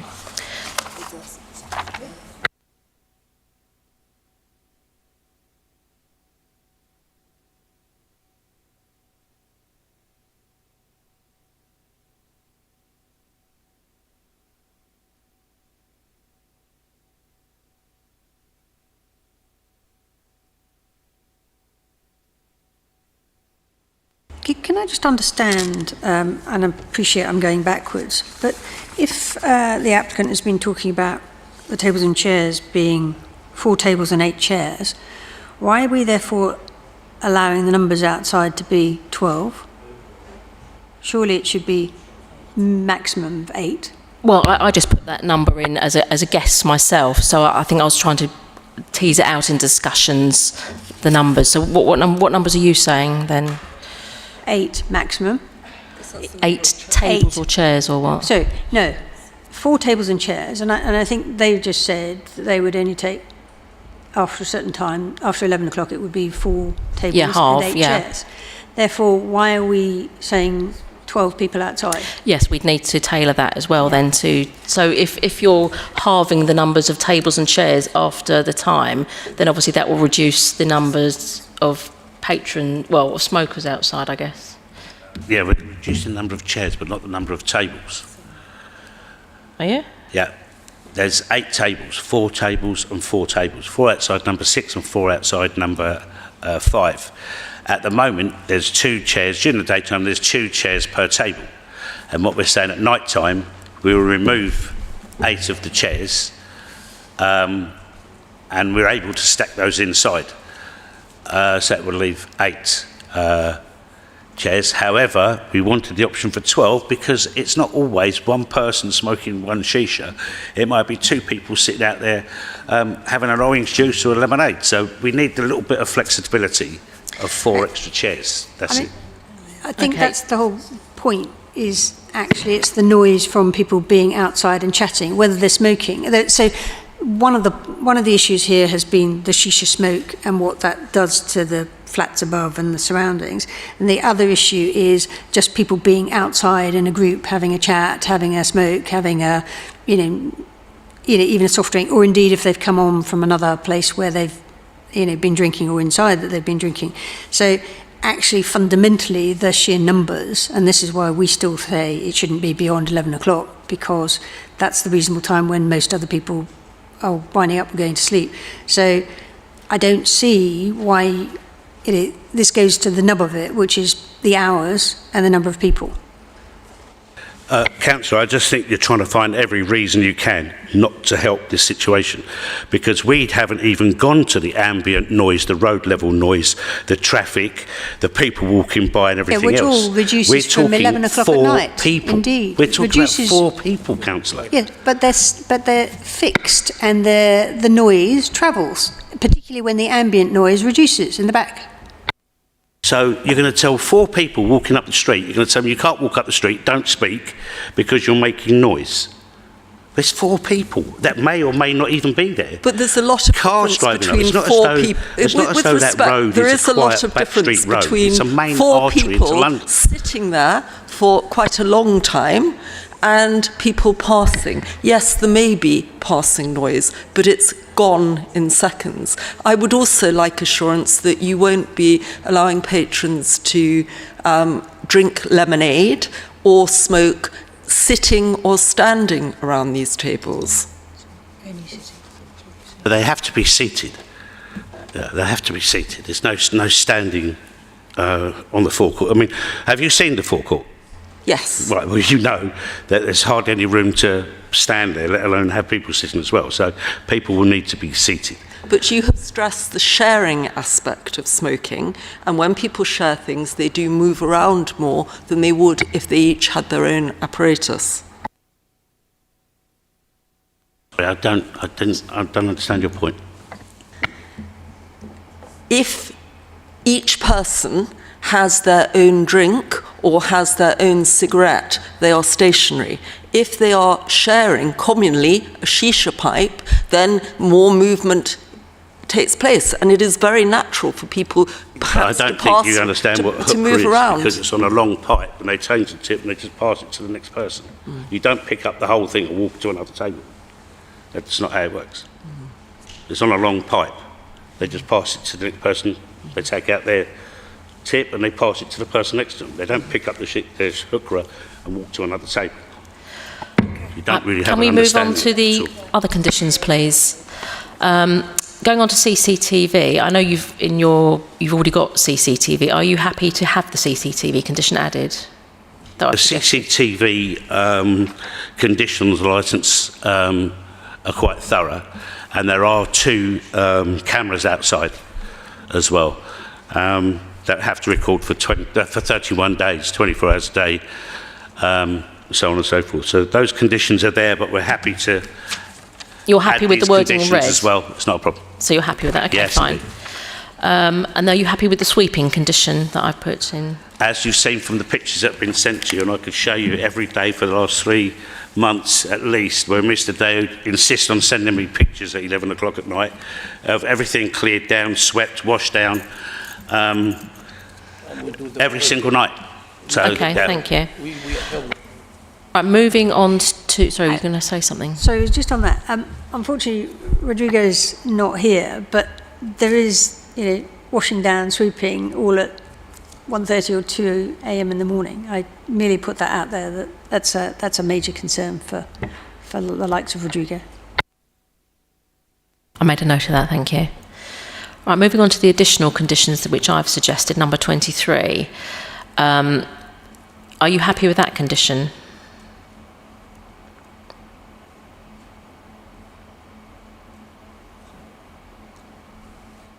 Yeah, we're very happy with those, A, B and C. Are you happy? 24 this is a standard condition which we often put on, which we put on most licences. Are you happy to accommodate residents' meetings twice a year? Yes, we are. It's something we mentioned anyway. Thank you. And obviously, number 26 have legible notices asking your patrons to leave the area quietly. Are you happy with that? They already have them, but we'll make sure they're very prominent. Okay, so we've already discussed adding Challenge 25 and staff training as additional conditions. I'm just going to check with the councillors whether there are any other conditions which they want to raise. Councillor Simmons? Thank you. Can you hear me? Yes. Just for completeness, I was wondering about the possibility or possible acceptability of a condition with no standing on the forecourt in the relevant hours. And also, I was wondering about the possibility of lighter and therefore less noisy tables. I don't think we can require lighter tables, but I think we can certainly ask the applicant about might the mitigate standing. the noise. Yeah, we could have like a restaurant type condition, seated and served. Mr. Dade has just said to me he is absolutely happy with that. The customers will be seated. However, he did say there's many times when it's raining, because he's got the canopy, people step inside to get out of the rain. So it would be worded that no customers standing would be fine. Presumably, if you've got passers-by, you'll be shooing them away not to smoke under your canopy anyway, won't you? Well, I suppose if you want to push some nice lady out into the rain, but he's not like that. So. But if it would be worded just customers need to be seated, he's happy. May I add that the idea that people could be standing in amongst the space where there are already the existing setup of tables and chairs it's laughable. We can see why that's totally fine. You're absolutely rammed to the gills. So, of course, there is no space for people to be coming to that space other than those tables and chairs. Could I ask you a question? Your wife is walking down there, it's pouring with rain, and she needs to step out the rain, and Mr. Dade says to her, no, get out, you can't stand under there. It's people that they're not buying anything, they're not spending any money. No, there's literally no space to do that, is my point. It's a physical impossibility that somebody could do that. A covered walkway in Notting Hill Gate, so you might cross the road and be completely out of the rain.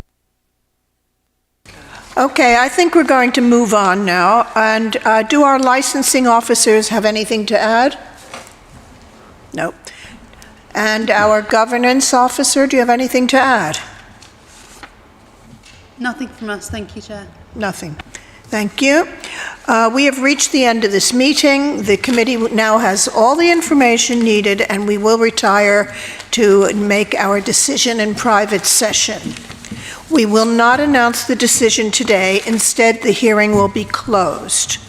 A summary determination will be sent to the parties within 5 working days of today's hearing, and a full decision will follow as soon as possible thereafter.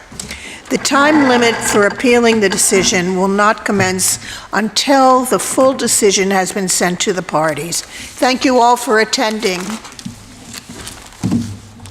Thank you. Thank you, committee. Thanks, Thank you very much. Thank you. Thank you.